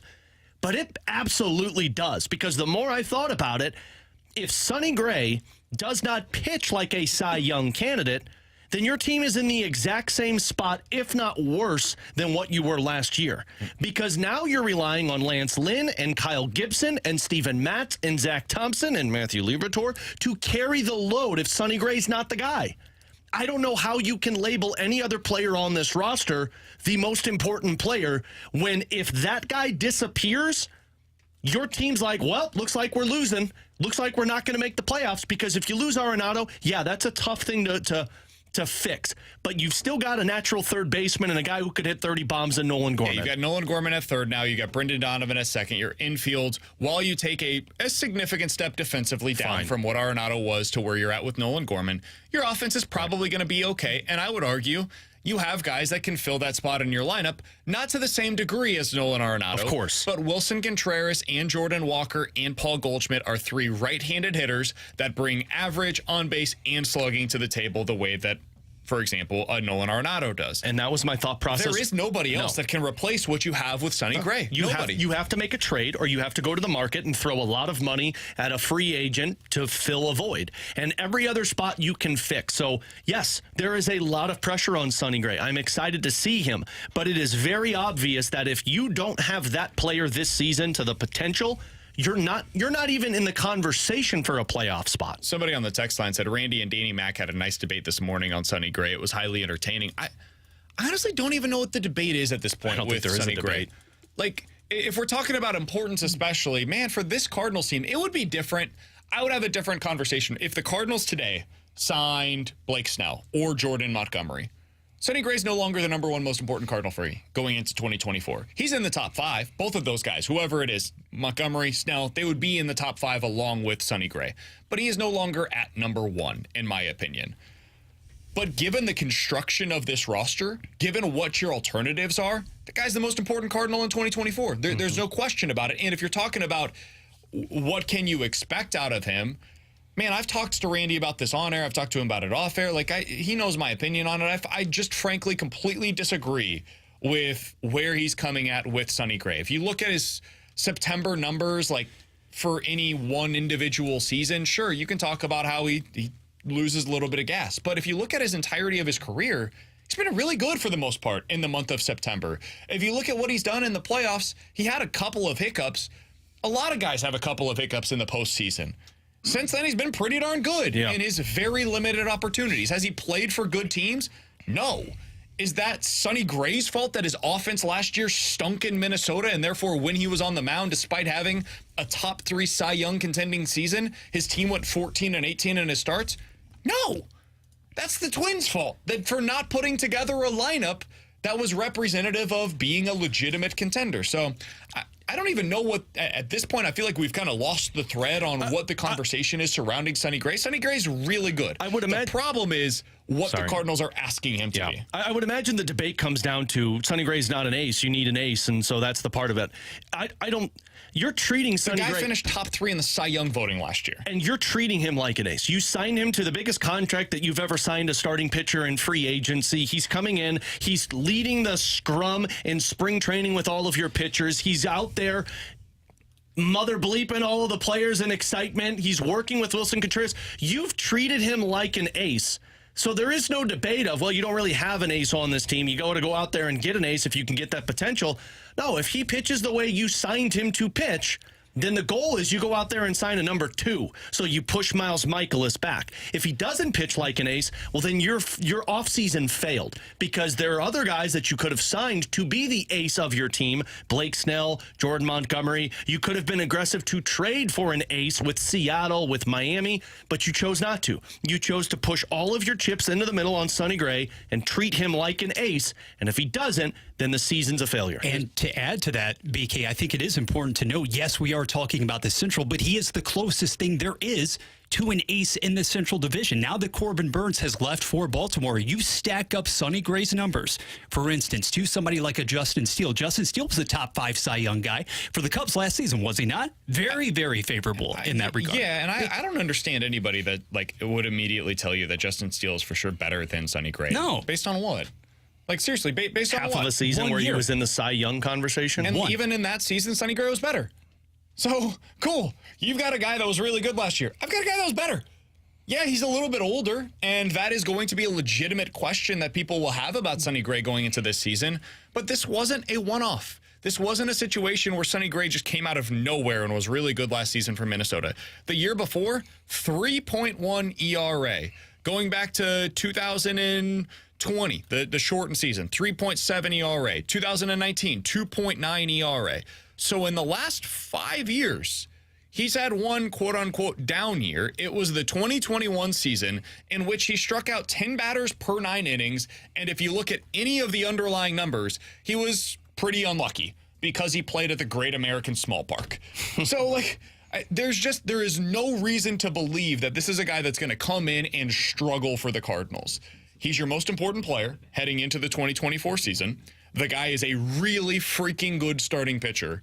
And I think that we're going to get to the end of the season and be like, damn, when you look back at the free agent market, he might have been the best bang for the buck signing that was made this offseason. Yep. I loved the Sonny Gray signing at the time. I continue to love it today. My frustration with the Cardinals this offseason has nothing to do with them bringing him in and everything to do with them putting too much on his plate to be something that really very few pitchers are capable of, which is being a number 1 and a number 2 starter in one, because the Cardinals don't have a number 2 starter right What now. I can't wait for is the Cardinals having a number 1 pitcher that doesn't drag his catcher's name through the mud and people stop worrying about Wilson Contreras' defense and start looking at him how good he is. Coming up in 10 minutes, we're going to dive into the junk drawer, but next, we want to hear from you. Mic Drop features on the 101 ESPN app. How do you view Jordan Kyrou's future here in St. Louis? Should it be here in St. Louis. We'll talk about it next year on 101 ESPN. Congratulations to Donna Blake from St. Charles, Missouri. She was just named our 101 ESPN Blues Fan of the Week. Submit your pick now at 101ESPN.com to be the next Fan of the Week. Taking home Blues tickets and a $50 Buffalo Wild Wings gift card. 101 ESPN's Blues Fan of the Week is brought to you by Buffalo Wild Wings, official member of This Bar Bleeds Blue, presented by Bud Light.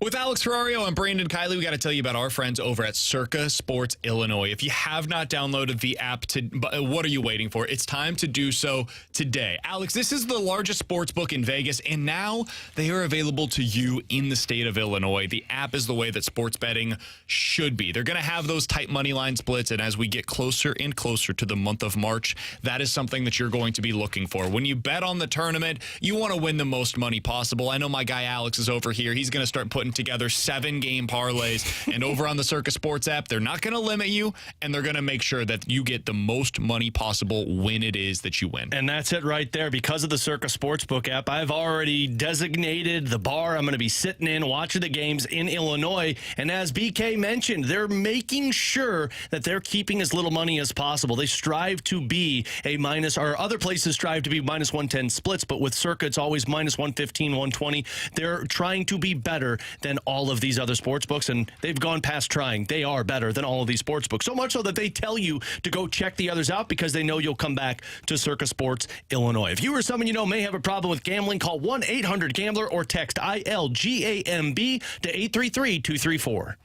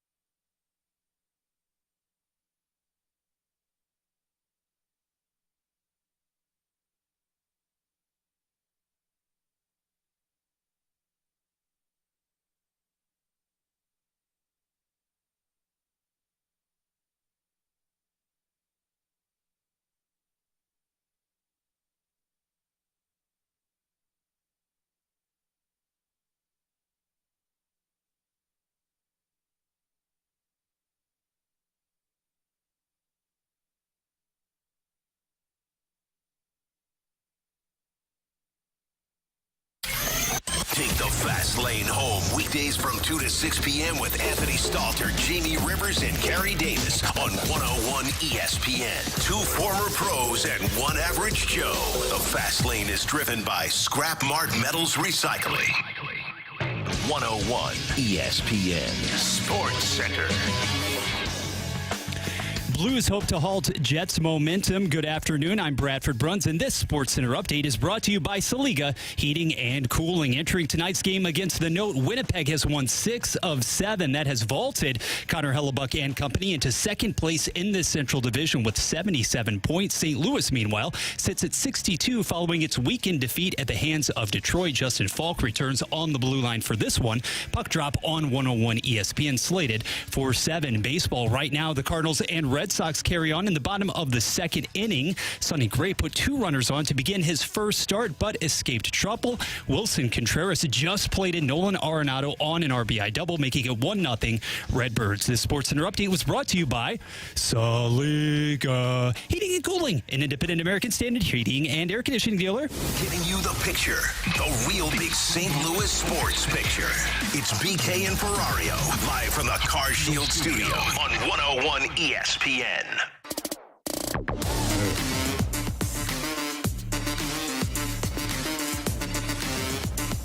I would not be moving Thomas. I think a 1C is really hard to find, and I think Thomas does get it in the long run.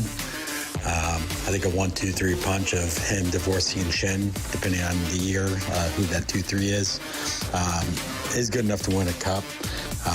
I do not think Kyrou gets it, and I would be moving him before his no trade kicks in. Want it to be a nice big deal. No idea who that's for. If it's Brady, amazing. But we will see. I do think Kyrou gets moved before his no trade kicks in, and I think that's the right move. That's Andrew talking about what his future would be for Jordan Kyrou on the St. Louis Blues. Want to hear from you guys as well. The mic drop features on the 101 ESPN app. What are you looking for if you're trading Jordan Kyrou? Are you doing it now? Are you waiting until the offseason? How do you view Jordan Kyrou's future here in St. Louis? I tend to agree with Andrew. I'm not sure that this is going to be the place where it clicks for Jordan Kyrou. I'm still very high on his talent, Alex. I haven't given up on the fact that he could be a 40-goal scorer perennially in the NHL, but much like with Alex DeBrincat, much like with many of the others, you brought up Patrick Laine, sometimes guys just need a change of scenery. And then after that, for many, it works out. For others, it doesn't. I don't know which direction it's going to go for Jordan Kyrou, but I think eventually he will be traded. I don't think that's going to happen at the trade deadline. If I had to guess, I think it'll happen at some point during this offseason, and I think there's incentive for that. When you look at what could be available for the Blues going into this offseason, you look at what's happening right now in Calgary. They've got a lot of stuff going on up there. There are going to be players that are made available. When you look at what's happening in Toronto, there's a lot of money that's going to be tied up into very few players. Does that mean Mitch Marner could become available? We'll see. You look at what's going on in Vancouver. There's some stuff right now with Pettersson. Don't know what his future holds there. He's an RFA after next season, or after this season. He'll be a UFA after next year if he doesn't come to a long-term agreement, and the situation seems to indicate he's not going to do so. Is that a guy that could become available in the offseason? What about Brady Tkachuk? Like, there's a lot of players that are coming up on contract situations. They know their value. They know because of what happened with Matthew Tkachuk and Johnny Gaudreau, we've seen this now, players can push their way out of situations that they don't want to be a part of any longer. If I'm the Blues and I've got a chip like Jordan Kyrou to play, a chip like Pavel Buchnevich to play, I have got both young players and veterans and picks to be able to send elsewhere if teams get into a dicey situation. That, to me, means wait until the offseason. And then see what's out there for Jordan Kyrou and for Pavel Buchnevich. Yeah, I mean, the Pavel Buchnevich one, and I understand what Jeff Merrick told us on Friday, that, you value those players because you get 2 playoff runs. And it was on the Athletic or ESPN, it was, of proposed trades for Pavel Buchnevich, BK, that you had brought up to me. And the proposed trade from Vegas was for a first-round draft pick, a former first-round player that was drafted, and then also a player that was a third-round pick. Now, those 2 players that were proposed by ESPN were second and third best prospects in Vegas' system, according to Scott Wheeler from The Athletic. Here's my issue with that. Pavel Buchnevich is worth more than a late first-round pick that might be a middle six forward. Might is the key word. A defenseman who might get into your top four in a first-round pick. Owen Tippett was traded, who is a first-line player for Philadelphia, for Claude Giroux, who had no years remaining on his contract. He was a rental. The New Jersey Devils traded a potential top defenseman for Timo Meier, who had 1 year left of control. The Blues have 2 years available of Pavel Buchnevich. Kyrou is a different topic. You hold this until the team gets desperate enough. Pierre-Luc Dubois was just traded for 3 guys because L.A. was desperate. Yep. Patrick Laine was flipped for Pierre-Luc Dubois, who was a number 1 centerman for the Columbus Blue Jackets. You don't trade just for trade's sake. You trade to get somebody in return that you deem a top-line player. And I know that seems crazy to say because, well, guys, if the Blues don't want him, why would other teams want him? Here's the part that I've thought so much about. We asked Jeff Merrick on Friday, did he see a top line with Kyrou, Thomas, and Buch? And Jeff Merrick, who is a national analyst for the Hockey League, he is an insider who does a podcast with one of the best insiders in the NHL, of Elliot Friedman. And Jeff Merrick said that, yeah, Jordan Kyrou is a top-line player. Sometimes top-line players don't become top-line players for certain teams. They become top-line players when they get that next opportunity. But that's why you hold your cards until other teams say, you know what? We can't keep this guy. You know what? This guy needs to be moved on. Let's bring something back in return. I've also seen a lot of people bring up the contract as a negative. There are some teams that will view it as a positive. And the reason why I say that is because, like, if you're Ottawa, for example, one of the things that you've had some issues with is being able to retain your players. If you're Winnipeg, if you're Calgary, you've had a tough time being able to keep your players in your market. Mm-hmm. Guess what? Jordan Kyrou doesn't have a choice. Right. He's under contract for the next 7 seasons at an $8 million salary. And so for the Blues, as a fan of the team right now, you're looking at that and saying, whew, man, that is an albatross. We have got to get out from underneath it. If you're one of these teams in Canada that's thinking to yourself, man, we can't seem to keep these stars internal, what do? We go trade for a guy that's already got term. You don't have to give him a contract. You don't have to get him to sign the dotted line because he already did so. And what's he going to do? Hold out? Not play hockey any longer? No, of course. You play hardball with him, and even if he doesn't want to be there, he continues to show up. He continues to go out there and produce the way that he has for the Blues. And while, yes, it's been disappointing for us here in St. Louis, 27 goals in 2022, 37 goals last year, on pace for 25 to 30 goals again in the 2024 season. This is a guy that other teams, especially those that would like a young player that is cost-controlled for the next 5 to 7 years, you can easily convince yourself that this is a good situation to put yourself in with because of the things that we've said previously about Kyrou. If it clicks, this is a guy that can be a top-line winger for you. Mm-hmm. That's all it takes. Just takes to him to click somewhere else. And if you're trading for him, you're saying, well, he hasn't been in our situation. This is the kick in the pants that he needed. It's not hard to convince yourself that it'll work for you. Vince Dunn was very open about it with Dan Rosen at NHL.com last season, saying, like, I needed to be traded to Seattle to hit my potential. I needed to realize that, hey, the team didn't want me, so I need to put more work in. And somebody sent a text in and said, Doug won't do it because he won't let Tage Thompson and Jordan Kyrou go be great elsewhere. I'm not going to deny that Tage Thompson has had great seasons. I mean, he scored 38 and 47 goals. But you know what Tage Thompson is doing this season right now? He's got 16 goals in 48 games. He's been injured a lot. He's got 0 power play goals. Yeah, sometimes guys go on to be great elsewhere. That was a win. Yeah. The Blues won that trade. They won a Stanley Cup because Ryan O'Reilly has been great. And Tage Thompson in his first season with the Blues, albeit it was his first season, but he was not the same player he was in Buffalo. Heck, he wasn't the same player he was in Buffalo until 2 years ago. Sometimes guys just don't hit the level of expectations where they're at, and it just feels like it's not just me, and I always feel like such the negative with Jordan Kyrou. It feels like most Blues fans have gotten to the point where they say, hey, you showed us your potential, but you're going the other way. Yep. And I'm not sure you can get back to that level, which if you want to get out of, if you don't want this to become a rebuild, you've got to have guys hit their potential fast. All right, let's get to some more of these mic drops. This first one is from Ed. All of St. Louis has not liked the Kyrou contract since it was given to him. No one thought he was going to live up to it. It reminds me of a lot of Perron when he first came out. We really liked him. He was really good and mature. He left, came back, a lot better. Left, came back, a lot better. Shouldn't have gotten rid of him, but we did it for Kyrou. I think Kyrou's in the same boat. Tons of talent. gets your coach fired. Okay, maybe not. But he just needs to have a gut check. That's all. And I think he'll go somewhere, score a bunch of points like Tage did. But that'll probably be it. I don't know. That just seems the way it's going. And that's why you got to maximize the return. And I know it seems like you're not going to get much for him in return, but that's what BK mentioned. You wait until the offseason because Toronto gets bounced in the first round, and they've got all of the money going towards Matthews and Nylander, and Marner's going to want $12 million next year. Well, guess what? If they can get a guy who's locked up for 7 more years at $8 million, that's beneficial to a Toronto Maple Leafs. Does Ottawa need a goal scorer? Do the Carolina Hurricanes view this as they need a game-changing goal scorer and they want to trade something else? You don't just trade him. The same can be said about Pavel Buchnevich and just say, well, we got draft picks. You know what team does that? Teams that are rebuilding. That's the Arizona Coyotes that say, well, you know what? We'll trade this guy and get draft picks because that's what's best for us.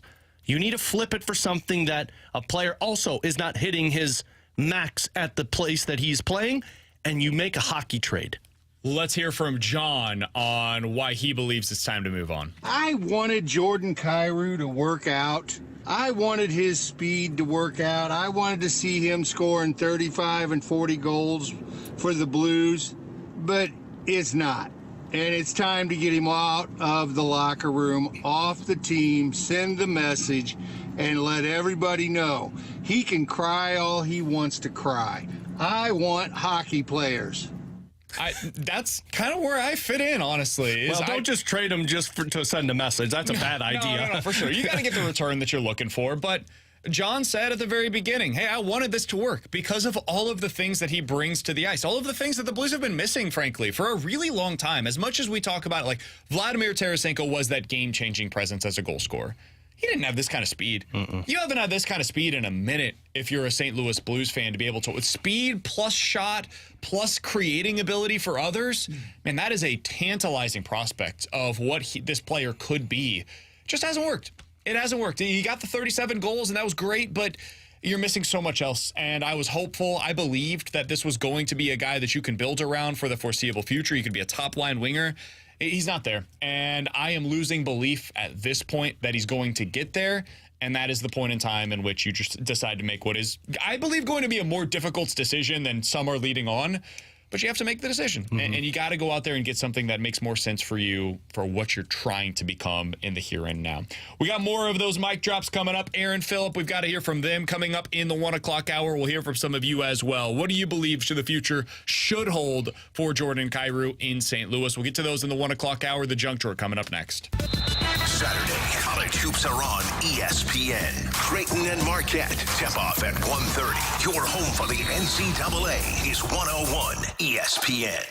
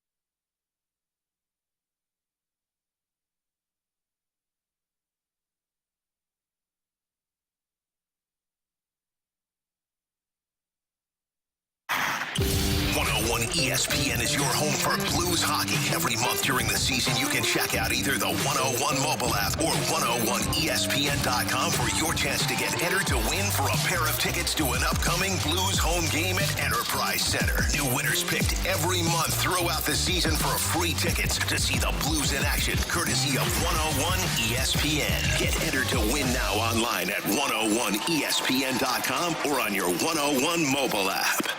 WXOS HD1 East St. Louis. 101 ESPN is driven by Auto Centers Nissan, home of the lifetime warranty and 30-day return. We're right back to more of it. It's BK and Ferrario, live from the Car Shield studio on 101 ESPN. Let's open it up. The junk drawer with BK and Ferrario. Brought to you by Fenton Bar and Grill. Best trust wings in Missouri. Dine in, carry out, 7 days a week.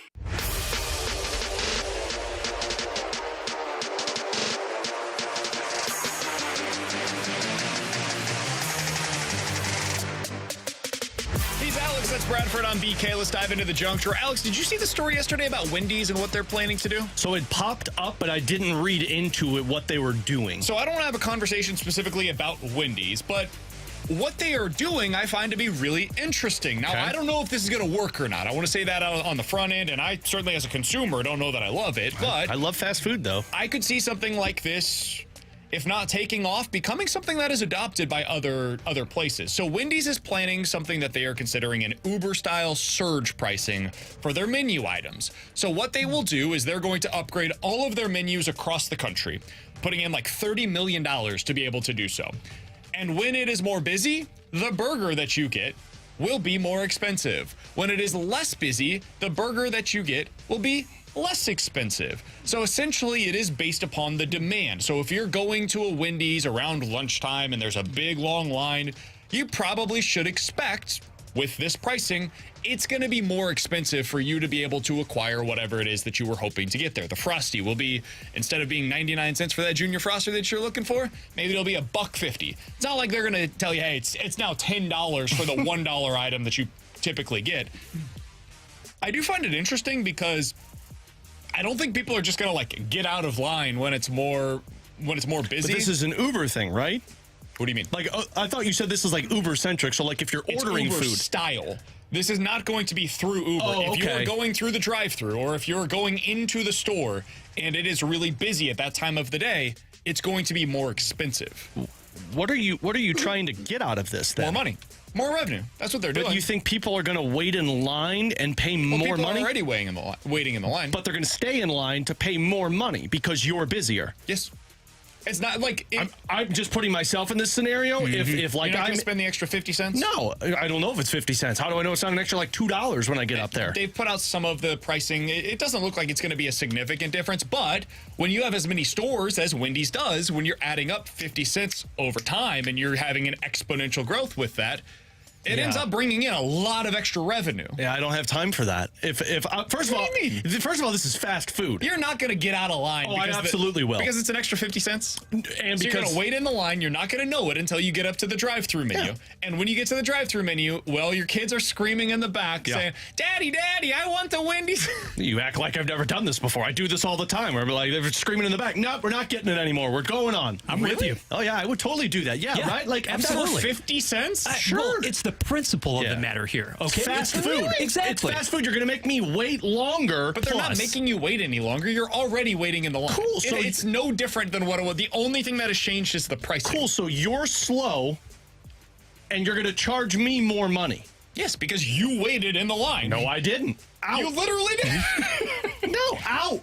But you can't just get out of a line when you're at a Wendy's. What are you talking about? I can totally get out of line. You're going to jump over the curb? Yeah. Sometimes they don't have the curbs. It's open. There's only certain places that have the curb. A lot of them do. But then I'll just wait till I get up there and leave. I'll be pissed by that time, so I'm really not going to pay the extra money. You don't visit said chain at that time in the first place. Exactly. That's all it is. Case closed. Which is fine. Like, if you don't want to go, that's more than fine. What they are betting is that most people will be like me. And I'm a sucker.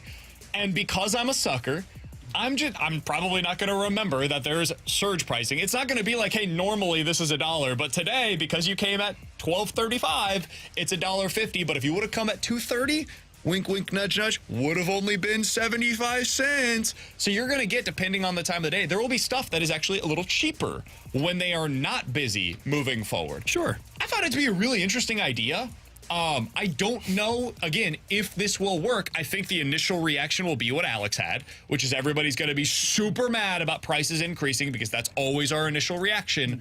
And I think over time, we're just going to be like, oh, that's just the way that it works. So I'll be really curious to see if this is something that ends up happening with other places. I don't have BK money, though, so and it's going up that. I got to get out of line. We will not stand for it. Got to go home, and we're going to have PB&Js. That's fair.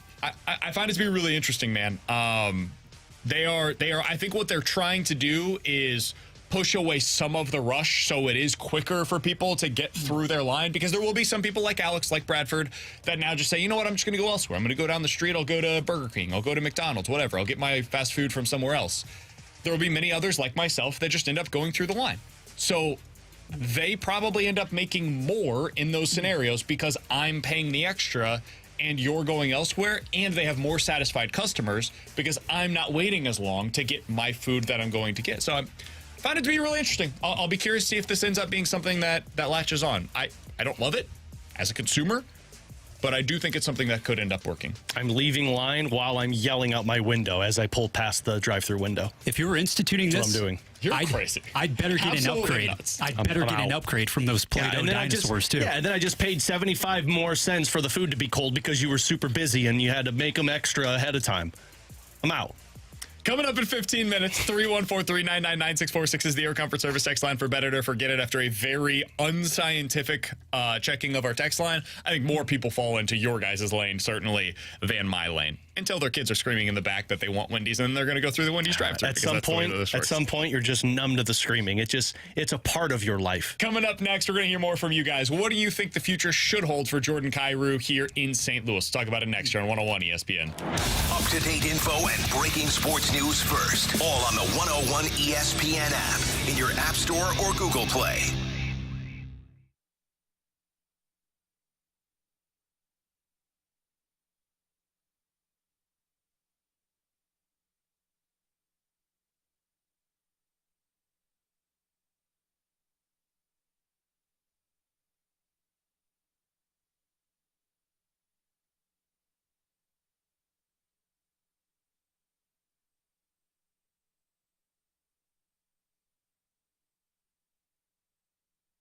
Alex Ferrario with you to talk about my friends over at Ted Drew's. Excited because they are officially open for the spring season, officially open for the 95th year. 4 generations of families serving St. Louisans that famous frozen custard. And it doesn't matter what time of day it is. If it's hot out, of course you want that frozen custard. Or maybe it's just a windy evening and you're like, you know what? I want to go out and enjoy time with the family, go out and enjoy time with the friends. And it is the dessert destination in St. Louis. And while you're out there, you can check out all the flavors. They have tons of them. You can mix and match whatever you want to do. You know me, I love my puns. How about the tiramisu? Little Mizzou flavor for you. It's the secret blend of chocolate and pistachio nuts served as a concrete or a sundae. While you're out there, walk across the parking lot and check out the gift shop that they have. You look for unique apparel with Ted Drew's, souvenirs. They've got kids and adult sizes, or get the gift card. Let me tell you, when you're tough to find somebody to shop for, Ted Drew's is the perfect gift for that special someone. So get on out there for the 95th season.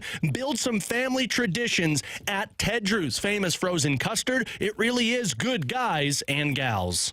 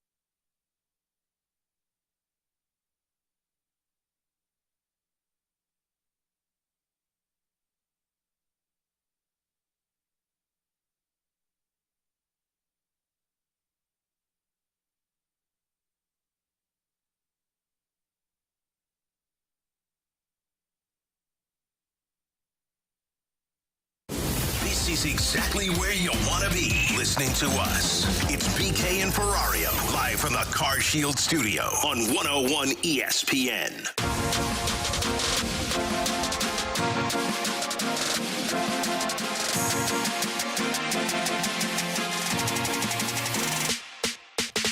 So what's the future look like for the St. Louis Blues with Jordan Kyrou? Alongside Alex Ferrario and Bradford Bruns, I'm Brandon Kylou. We asked for your guys' mic drops. We got a bunch of them coming in, so we'll certainly get to many of them. Alex, my firm stance on this is very simple. I was high on Jordan Kyrou coming into the season. I still believe that his talent is there, and I think somebody, if you made him available, will compensate you accordingly. It might not be exactly what you're looking for, but it's going to be something that you look back on and you say, there's a bit of value here. But I don't think that he's going to hit his ceiling here in St. Louis. Mm-hmm. I think we have now arrived at a crossroads where it didn't work with Craig Berube. It's not working now with Drew Bannister. The points are there to a degree, but not the way that they were a year ago. And so much of the other stuff is still showing up. And at this point, I guess you can hope that he takes a step next year like Robert Thomas has this year. I'm just very skeptical that that's going to be the case. And I think this is the offseason where you got to get out in front of it because another team is probably looking at it the way that you are. If it happens again next year, I think that is the point where you do see a value drop. John Mozeliak, the Cardinals, they would hold on to Kyrou for another year. I think with Doug Armstrong and the Blues, what you see is them get aggressive this offseason and make that move. Yeah, and I agree. You kind of have to, and you might need to capitalize on how he is playing. And what I mean by that is, the common people that are listening to us right now, they're looking at this and saying, guys, I don't know what the concern is. If you look at what Jordan Kyrou has done since December 14th when Drew Bannister has taken over, he scored 15 goals. Like he's been 15 goals, and what is that? That's a total of 28 games. You're thinking, okay, well, that's not that bad. And if he continues that pace, and let's say he does finish the season where he scores 25 goals, and general managers look at this and say, well, it's just a bad year for him. You pounce on that because what you don't want to happen, and somebody texted this in a little bit ago when we were in the commercial break saying, in 3 years from now, his $8 million is going to be a steal with the cap rising, and you're talking about a great guy who could potentially score 35 goals if he figures it out. Sure. And sometimes I'll double down with a 10 showing in blackjack and the guy's got 20 in front of me. You can do it and hope it works out. But what happens in 3 years when the no trade kicks in? He continues to decline, i.e. look at what Patrick Laine's been doing over these last couple of years. Now you're stuck with $8 million, which, probably is a steal when it comes to the cap going up $10, $12 million. But then Jake Neighbors' contract comes up and wants to be paid $8 million. And then Jimmy Snuggerud's contract comes up and wants to be paid $8 million. And you don't have enough money to go around. And a no-trade clause forces you into keeping that player. All right, let's get to these mic drops. We got a bunch of them. Let's start with Aaron, who says you got to trade him for Kachuk. Here is the thing to say about Jordan Kyrou. Trade him to Ottawa. Get Brady Kachuk. That's all you need to know. Matter of fact, let's put a package deal together and get Kachuk and Chychrun. Hell yeah. And that's all we need. Brother. They can touch anybody except for Thomas, Parayko, and Bennington. Let's get Kachuk. Brady. What I always love about proposed trade deals is when somebody says they can have anybody except. Well, guess what? The guys that you said except about are the ones they're calling about. So we just don't know if Brady's available. So let's operate under this assumption. Okay. Throw reckless abandon out there. And well, because I would say the best player you got to go after is Leon Draisaitl. I agree. Leon. Just throwing Kyrou and Perunovic. Who says no? Probably St. Louis. Blues, honestly. Too much money for him? Too much, okay, yeah. Hypothetical. Brady Kachuk's available. Cool. So, Brady Kachuk and Chychrun. Let's go ahead and throw him in this conversation. Sure. Why Shane not? Pinto. Love gamblers. Well, let's just get two of Let's them. roll the dice. 2 of the 3 sounds good. You're going to give up Jordan Kyrou, Pavel Buchnevich, Jimmy Snuggerud, 2 first-round picks, probably a third. Yeah. I would say in that proposed deal, you're looking at Kyrou, Buchnevich, one of Snuggerud or Dvorsky, probably throw in a Perunovic because they're going to want a replacement for Chychrun, and 2 first-round picks.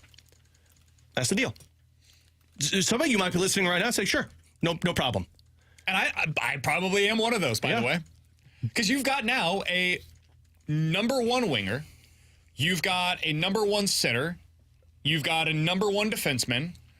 You've got another guy that can be a number one defenseman when he plays well in Jacob Chychrun, and you've got the goalie. I now have potential makings of a top line, a top pairing, and my goalie. I can work with that, dude. That's the starting point of a retool. Like, you are now accelerating things in a serious way, and those guys are either under contracts long-term, Brady Tkachuk, or a guy that you probably re-sign long-term with Jacob Chychrun. All right, we're cooking with some gas. But now you don't have first-round picks for the next couple of years. And one of those top forwards that you were hoping for isn't in your system anymore. You have others, and that's the plus about not last year having so many first-round picks. Dvorsky's still around potentially, or Snuggerud. Like, you've still got Buch here in St. Louis, and I've got flexibility when it comes to the cap still that remains. You can make this thing work. But you're giving up a lot. That's the thing. Is like, it's not just as simple as, hey, send them Jordan Kyrou. We'll go ahead and take on their problem with with Brady Tkachuk. We get their problem, they get our problem. Yeah. They're not equal problems. Problem of Brady Tkachuk. I'd love to know that type of problem that they're dealing with in Ottawa. But I mean, yeah, that's any type of deal you're talking about. It's not just one for one. You're going to have to put more into it. Even if you took Chychrun off of the board and you just said Jordan Kyrou and Brady Tkachuk, you're still throwing in a Dvorsky or a Snuggerud and probably 2 first-round picks. It's not just going to be a one-for-one in this scenario, but... They want your good stuff for their good stuff. Exactly. But you're bringing something in return. Who really cares about that first-round pick? The hope is you're out of this retool when you're making this move, those first-round picks. Well, let's get back to the mic drops. Let's hear from Philip, who's comparing this to a certain Cardinals player. I think the Blues need to cut ties with Jordan Kyrou as soon as possible. He reminds me a ton of the way I felt about Tyler O'Neill. But in Tyler O'Neill's case, even though it drove me crazy that he was hurt all the time or would come up with excuses not to play, when he played, he at least tried, as long as he wasn't trying to score from second. But in Kyrou's case, you watch the game and he just disappears and doesn't appear to be playing hard. And it's been too many games, too many seasons with him playing that way. It's just time to go. And he probably will go somewhere and play better. But I think the Blues will be better off if they let him go. Can I cape for Jordan Kyrou for just a minute? I'm glad you were, because I was going to do it too. I think this is a bit unfair. Now, the situation I think is similar in that you tried to make it work, and there was a year where, holy crap, did it work with Tyler O'Neill. One of the best players in the major leagues, ended up finishing top 10 in MVP voting, back-to-back Gold Glover, guy that ended up with, 34 home runs, 80 RBIs. Like, my God, looked like an absolute monster out there. That was the only season he's produced for the Cardinals. That's not the case with Jordan Kyrou. Oh. For all of the frustrations with him, Jordan Kyrou is a guy that is inconsistent. He produces, he's just incredibly inconsistent in doing so. Tyler O'Neill didn't produce, man. He hit like Tommy Edman or Dylan Carlson. Like, everything about what we had heard about him is, man, just wait. Just wait until you see the best version of Tyler O'Neill. Okay, 60 games, finished with 9 home runs. 60 games, 5 home runs. 50 games, 7 home runs. 96 games, 14 home runs. 72 games, 9 home runs. This is a guy that produced like a 15 to 20 home run player when I was told he was going to be a 30 to 40 home run player. That is not what Jordan Kyrou has done. Jordan Kyrou's been a 25-plus goal scorer, if you take up the pace currently, for each of the past 3 seasons. So the situations are similar in that it was time to move on from Tyler O'Neill, just like I believe it is getting ready to be time to move on from Jordan Kyrou. The production was not similar, though. Well, and I'm going to give Kyrou credit because he's at least there. Tyler O'Neill was never there most of the time. You had one season where he was there. All of the others, he was too hurt. I'll give Kyrou. Now, I'm sure some of you have snarky comments like the one on the text line said, sure, he's out there, but he's not doing anything. Fine. But at least he's out there. Tyler O'Neill's hammy hurt him when he woke up in the morning and said, Bob, can't play today. I'm going to be out for the next 2 months. Playing on turf, so I'm unavailable. Yeah, seriously? That's like Jordan Kyrou saying, yeah, I don't play on this type of ice. Yeah, we're in Arizona. I don't play at college rinks. I'm a pro. I don't play at college rinks anymore. Then we can have that same conversation. All right, let's hear from Chris, who has an unpopular opinion right now here in St. Louis. I get it. Everybody wants to trade Kyrou. He does have bad games, and he is a little lazy sometimes. But in the history of the NHL, there's been about 285 guys that have scored 300-plus goals in their career. Kyrou is on pace to do that. These guys just don't come around like a dime a dozen. They're rare players. We've got one. and people want to send him out of here. It's just crazy to me. They're rare players, yes, and I absolutely agree with what you're saying. But there's a difference of a guy making $4 or $5 million that could potentially be that, because those are the guys you overlook their shortcomings. Those are the guys you look at and you say, yeah, you know what? It sucks, but at least we know he's going to be putting up 30, 35 goals for me every season. But then there's the players that you give $8.5, $9 million to that you're expecting that type of production from. And when that production disappears, now you're relying on your depth to step up and fill that void. And we've seen that every other game over this the last 6 games for the Blues. It's been a game where he's been there, game that he's not there, game that he's there, game that he's not there. And guess what? You don't have the depth to cover for Jordan Kyrou in that circumstance. So I do think a lot of what we're talking about here really gets back to, like, you don't have somebody else that can be that top line winger. For example, if the Blues had Brady Tkachuk on this roster, or if they had previously traded for Matthew Tkachuk, let's do that. It's an easier 1-for-1.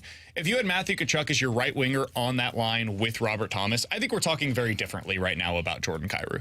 I think instead of talking about trading him, we're probably talking about trading Buch because he can't make the money work. Absolutely. And Jordan Kyrou is just your second line right winger for years to come, and you have a top 6 that includes Thomas, Tkachuk, Kyrou, Dvorsky, Snuggerud, somewhere in the middle 6. You're probably talking eventually about adding in a Bolduc into that conversation as well. Like, that's probably where we're at. That's what Perron was. That's what Perron was for that second tour in St. Louis. He was not the top line guy. He was your second line goal scoring winger.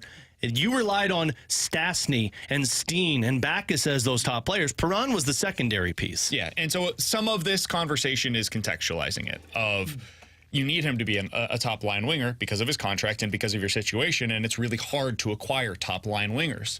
So in order to get one, Jordan Kyrou might have to go. Yeah, that's really what the context of all of this is. Let's hear from Mitchell on Jordan Kyrou's future here in St. Louis. Jordan Kyrou needs to just start focusing on the next season. I'll be honest with you, that we're a wild card team at best right now. And that's just not his fault. It's just the group that we have. We may be able to make a run, but I'm not hopeful. But next year, when these young kids start coming up, he needs to be ready to take the team to the next level. He needs to start leading by example, showing these kids how to score on a consistent basis, and show the league that he's worth the 8 years, whatever million he got. Yeah, you can say this year, kind of knew it going into it. Berube's gone, so all that's in the past. You could say what you want about it, but next year he's really got to show everybody that he's worth the money. That's like telling Tyler O'Neill, we need you to show everybody how to work out and get ready for the season next year. Or to lead the Cardinals. Yeah. Like, it just ain't gonna happen, man. Here's the thing, like, Jordan Kyrou getting ready for next season, that's playing this season consistently. That's how you get ready for the next season. I don't... Even if this was a down year and he scores 25 goals this year and I sit there and say, yeah, that wasn't a good year, fine. But did you show the consistency from game to game? And I don't really know what he can do to work on that in the offseason. This is what we talked about yesterday, what Patrick Waugh said about Zach Bolduc. You don't just flip a switch with this. You either have it or you don't have it. And the problem is if you're relying on the guys that have it or don't have it to be your top players, then everybody else is going to follow that mindset. Somebody on the text line brought up a fair comparison. If you guys want to compare him to somebody in baseball, he's either J.D. Drew or Colby Rasmus. Those are the situations that are most similar to Jordan Kyrou. I think that's fair. I think J.D. Drew one's probably spot on. Yeah. Good players probably will go on to have good careers elsewhere. Now Colby Rasmus less so than J.D. Drew, and it just, for whatever reason, didn't work here in St. Louis, or they decided they needed something else. You know, Colby Rasmus ended up getting you exactly what you needed to be able to go on and win a World Series. J.D. Drew ended up getting you something that you needed at the time and went on to become a future Cardinals Hall of Famer. So I don't know if that will be the return that you get for Jordan Kyrou, but yeah, similar situations. That's probably the most similar to what we have right now. Yeah. All right, coming up next, 314-399-9646 is the Air Comfort Service text line. Better to forget it here on 101 ESPN. Kickstart your mornings with the opening drive on 101 ESPN. Get in the know first on everything St. Louis sports with Brooke Rimsley, Dan McLaughlin, and Randy Carricker. The opening drive, weekday mornings from 7 to 10 on 101 ESPN. The opening drive is presented by Sumner One.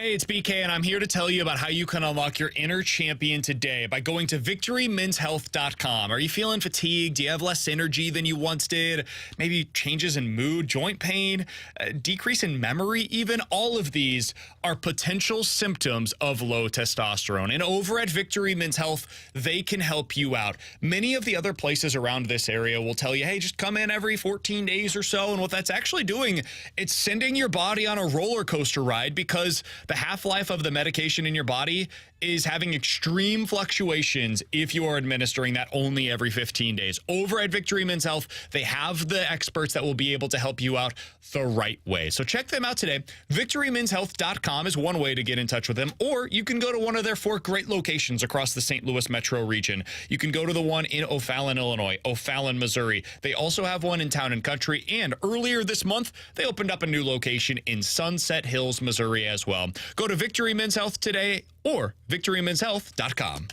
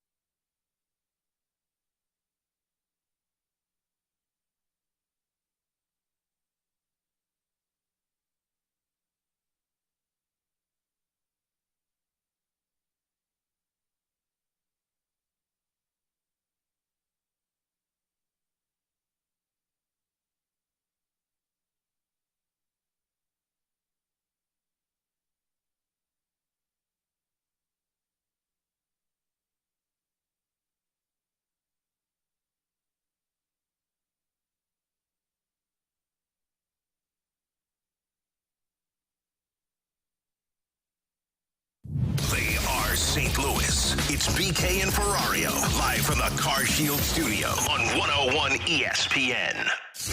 Vegas sets them up, and we're here to make the call. It's BK and Ferrario's Bet It or Forget It on 101 ESPN.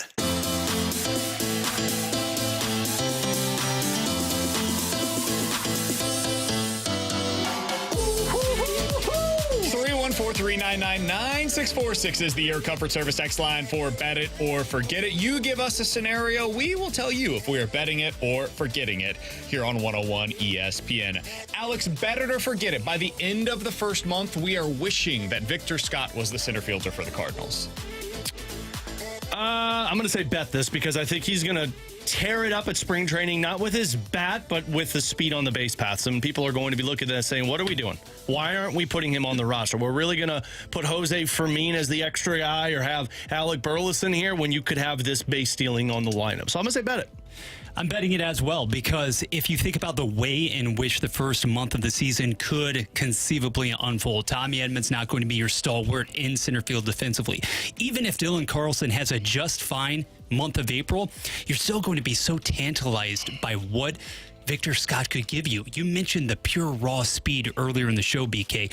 I would venture to say that maybe not since Vince Coleman has this Cardinals organization had somebody with that potential, and you want it to be here now.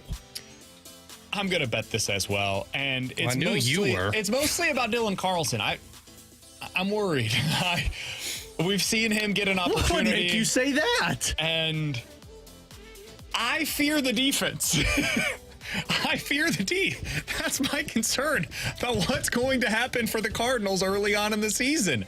I want Victor Scott to come up, show that defense in the outfield, and have his speed around the bases. And if they don't have that and they just have Dylan Carlson at the bottom of their order, I do fear what that's going to look like for the Cardinals. All right, guys, bet it or forget it. By the end of this season, we are going to be back on the Justin Falk as a part of your core train. So he returns tonight. Forget it. I looked at, hang on a minute, damn it. I don't need to. At the end of the season last year, Justin Falk, from March 2nd until the end of the regular season, had 19 points in 22 games and was a +9 at 22.5 minutes. If he plays like that, you're back on board with Justin Falk as a part of this core next season. Oh, out. And forget it. No. That's it. Part of the leadership core? Oh, yeah, because you never change your mindset on certain players. When you believe something, you stick to it no matter what. Uh-huh. When there's new information presented, I think you're a fool. What's the new information? If you don't adjust your opinion accordingly. I've never been as high on Justin Falk as you have. And that's... I mean, it's hard not to get high on him when you're talking about a dude who at least puts up 50 points, unlike the other guy that makes $6.5 million who hasn't been to it. I've been higher on Torrey Krug and lower on Justin Falk, I would say, than consensus. Is it because of compete? What do you mean? Like, is it because Krug's out there, like, with the feistiness and shows that emotion that we talked about? It's a specific skill set that Torrey Krug has. I think Torrey Krug is a really good quarterback on the power play. And is that worth $6.5 million that you spent to sign him? No, but you screwed the pooch when it came to the Alex Pietrangelo situation. That was all started because of the trade for Justin Falk. And so I think Justin Falk is a fine defenseman. And that's it. Nothing more, nothing less. And so if we talk about him as a guy that is a franchise cornerstone, like I was never on that lane, and I continue to not be in that lane. So, yeah, I'm forgetting this. By golly, I'm going to bet it. We need some optimism in the room. Matt Kessel is down. There's still a lot of upheaval, uncertainty about the young members of this D core. Tucker, obviously, you're talking about Perunovich long-term. We don't know. We know what Justin... About Tucker. No, hold on. I'm going to stop you there. Nobody's talking about Kelly Rosen got the Justin Falk is a stalwart. Well, he's a veteran linchpin. I like the optimism, Bradford, but you might need to use it in certain areas, not this one. Okay. Alex? I'm not betting this one either. I'm forgetting Bradford, go ahead, bud. Fair enough. Let's keep it on the hockey side. Guys, as you know, tonight, the Blues, of course, in Winnipeg. Alex, you'll be bringing us the pregame at 6 o'clock on 101 ESPN. Those Jets have surged to second place in the Central, now 2 points ahead of Colorado. Bet it or forget it. By the end of the regular season, Winnipeg retains second place in the Central. I'll forget this. Winnipeg will be the first place team in the Central by the end of the season.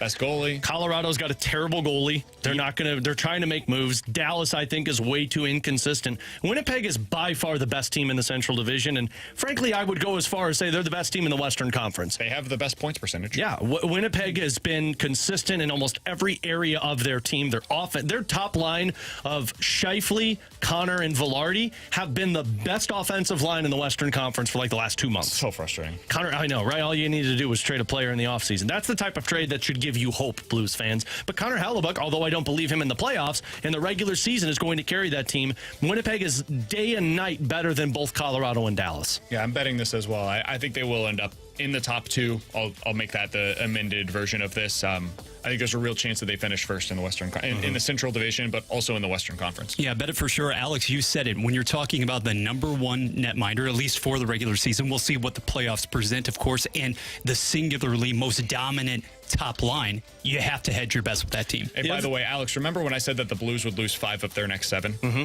Well, it was 3 of their next 5. It was 5 of the 7. Was it? I thought it was 3 of 5 that we originally started with. They have lost 4 out of 6. Mm-hmm.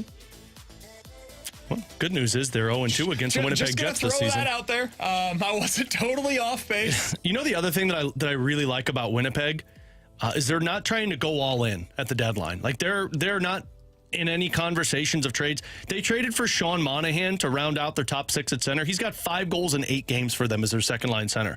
I always will buy into the teams that don't get too aggressive at the trade deadline. Like I think Vancouver's gone way too far. I think the Rangers are going to do the same thing. I always like the teams that sit there and say, you know what, we got a great team. We believe in it. Let's just add a complimentary piece. All right, let's get to some of yours. 314-399-9646 is the Air Comfort Service text line for Bet It or Forget It. Bet it or forget it, guys. The only players on the Blues roster that are legitimately untouchable at the trade deadline are Benner, Thomas, and Parayko. I would bet that would be my list. Forget it. Jake Neighbors isn't going to be going anywhere. Even if that was a must-have in a Brady Tkachuk trade. Yeah, I wouldn't do it. Really? Mm-hmm. Because if I'm assuming in this, like I'm doing Kyrou and Neighbors for Brady Tkachuk, I would do it. That's I know it's a lot, but man, I'm getting Brady Tkachuk, who is essentially those 2 players in one. I will figure it out from there. That's 2 in your top 6, though. And I'm assuming we're not going down the path of re-signing Pavel Buchnevich. You're going to have to throw in another good piece in terms of your minor league system. That's but a maybe lot. you trade Pavel Buchnevich for somebody that can be in your top 6. Maybe. I think I would do it. I think that's where I would get to a point where I'm like, man, I don't know. I think I need a Jake Neighbors on this team. Neighbors is captain material. I believe a team needs a Jake Neighbors. I want to be clear here. This is not me saying that I am looking to trade Jake Neighbors. We got back to Barbashev quick here, didn't we? If Jake Neighbors is what it takes for me to get one of the 30 best players in the NHL, it's hard for me to just sit up here and be like, yeah, he's an untouchable. I am not trading in just about any scenario.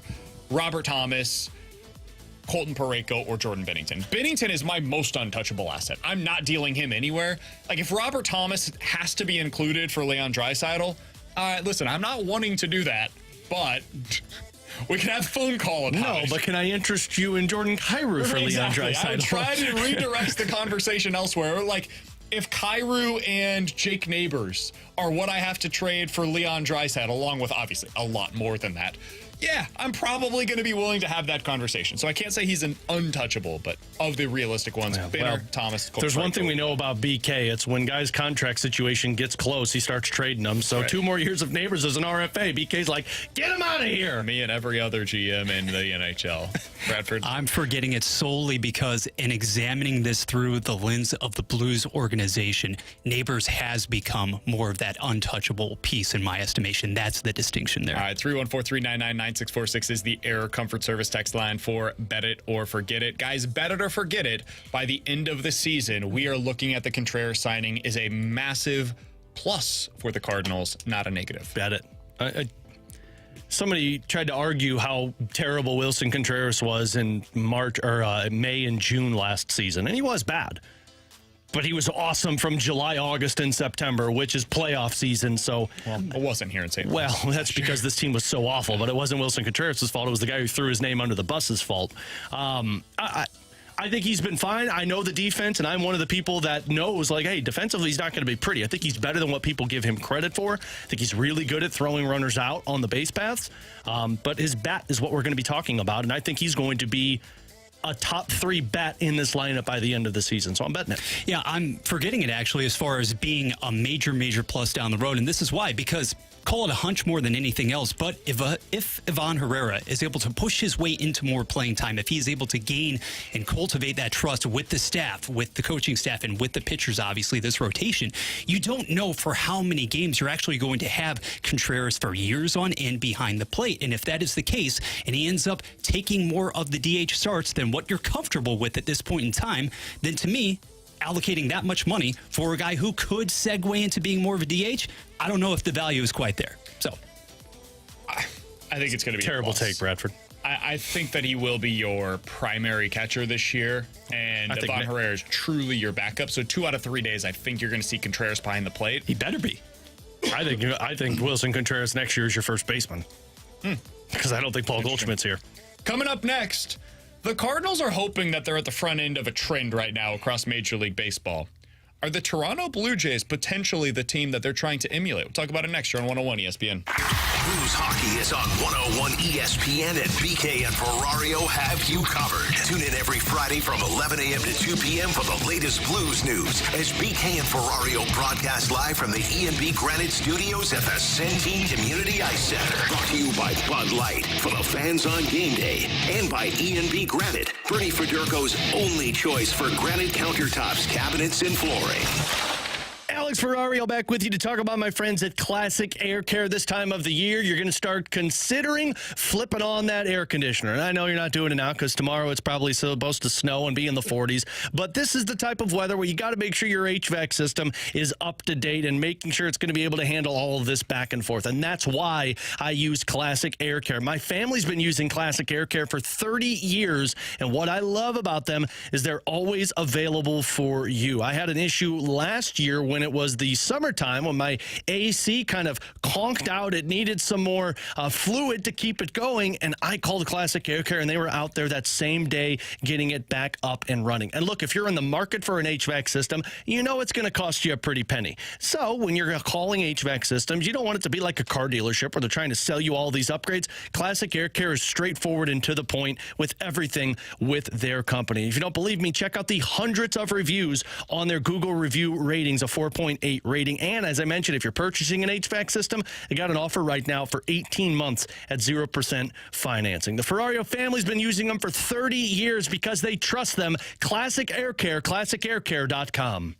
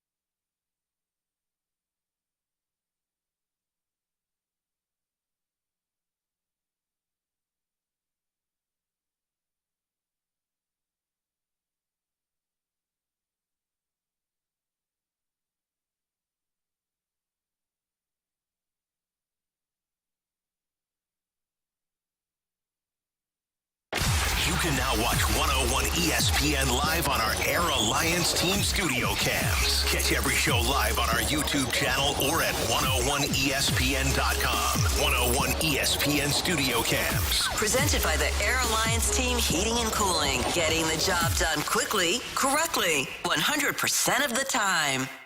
101 ESPN Sports Center.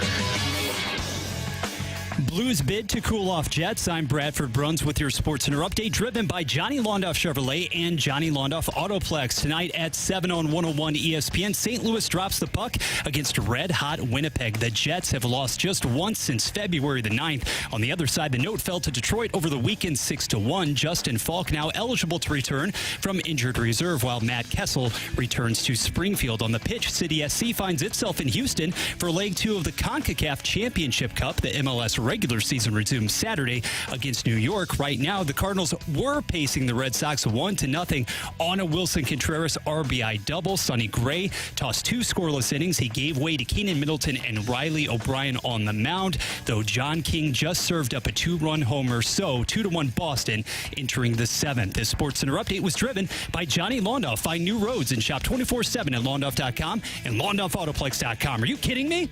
Giving you the picture, the real big St. Louis sports picture. It's BK and Ferrario, live from the Car Shield studio on 101 ESPN.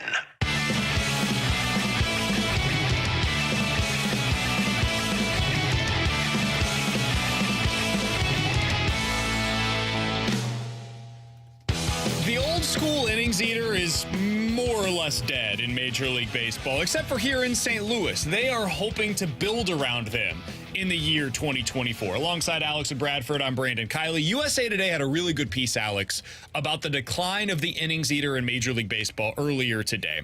In 2023, 5 teams that required the fewest innings of relief won between 87 and 90 games. They were legitimate playoff teams. So the teams that relied the least on their relief pitching during the regular season, they mostly went to the playoffs. So one team that missed out of the top 5 was the Mariners. The next 5 teams, so if you're looking at the top 10 in its entirety, the champion Rangers and 3 more playoff teams were a part of that. So if you're looking at the 10 teams that required the fewest innings last year out of their relievers, 7 of them ended up making the postseason, and the Mariners won 88 games. That would be 8 of the top 10 that were considered to be really good teams in Major League Baseball. If you're relying on innings, according to this story, you're probably relying on a veteran. Of the projected starters who have reached at least 80 or 180 innings once in their career, 44 of 58 were either signed or drafted in 2014 or earlier. So 75% of the guys that at some point in their respective career have hit at least 180 innings as a threshold, they were brought into Major League Baseball 10 years ago or beyond. Of the 23 pitchers that have hit at least 200 innings in their career, 12 of them were drafted in 2010 or earlier. So more than half of the guys that are 200-plus innings pitchers are more than a decade into their Major League career. In other words, again, these guys are all old. So if the Cardinals went to the market this offseason and said to themselves, our stated goal is to get guys that can eat innings, by selection bias, Alex, by going out there and looking for that type of player, the numbers would tell you they were looking for guys that are old.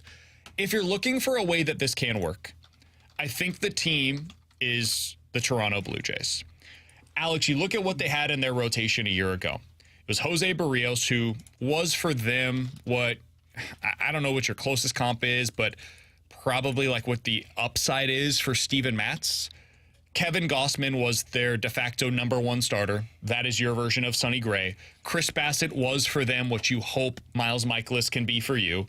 And then Kikuchi was their number 4 starter, and you're kind of hoping that can be either Kyle Gibson or Lance Lynn. All 4 pitchers that I just mentioned started at least 30 games. All 4 of them threw at least 160 innings, and all 4 of them had an ERA of below 4.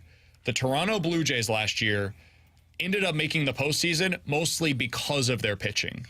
Is that the team, Alex, that you think that the Cardinals are emulating right now? Is that version of the Blue Jays? Yeah, I think they're trying to. I think they're trying to get guys that they don't have to rely on their bullpen by the 5th inning for 4 out of the 5 days. And the Cardinals go this route. I would, if I put them on Truth Serum, imagine they'd tell you it's because of the uncertainty of Steven Matz and because of the uncertainty of our depth in terms of rotation. So we got to have some certainty. My issue with all this is you can try and emulate this all you want, but you're also trying to emulate this and get the Lance Lynn from 2 or 3 years ago who's going to give you innings and give you quality innings. Where I'm concerned is what we saw last season with both Lance Lynn and Kyle Gibson when you're giving up 190 hits through those 180 innings that you're talking about there, and when they're not as quality. Because as much as you want to talk about these innings and you're giving it to them and you're able to eat some of it so you're not relying on your bullpen, are you out of the game by the 3rd inning and relying on your offense to have a 6-run comeback? That, as much as I believe they're trying to do the right thing, it also comes back to, do you have the the talent that goes with the ability to give you those innings and not use your bullpen. Because what happens when you're in a tight game and it just completely combusts because you don't want to overuse your bullpen? Totally fair. And it's the thing that I'm maybe most confused by about their build is they have a manager who would like to be creative and interesting and different with the way that he utilizes his bullpen, and he's going to go to those guys earlier in the game. Last year, for all of the crap that people give Ollie Marmol about not sticking with the starters long enough, he was actually one of the guys that was most reliant on his starting pitching. Very few managers across Major League Baseball stuck with their starter beyond 90 pitches more often than Ollie Marmol did, but he did it because they weren't giving him quality. They had to get those guys deeper into games. If you get a little bit better quality this year, what does that look like? You get into the 6th inning and you can either go to your bullpen or you can stick with your starter for one more inning. You're up by 1 run. What do you do there? The build of this team would suggest you stick with your starter. The way that you try to go about winning the most games possible, especially once you get into the crunch time, it would suggest you go to your bullpen there. So those are the kinds of things that they're going to have to make some difficult decisions with this year. But if you're looking for, hey, how does this work? What are the Cardinals looking for? They're trying to become this year's version of the Toronto Blue Jays, who won 89 games last year, and everybody considered them going into the playoff a legitimate threat. And then obviously everything went awry for them, and that maybe is one more similarity. Which might happen here for the Cardinals, too. Looking forward to it. Coming up next, the Rewind here on 101 ESPN. This is Robert Thomas, and it's game day on your home of the Blues, 101 ESPN. Blues Game Day is presented by SSM Health Orthopedics, your nationally recognized team for knee and shoulder pain relief.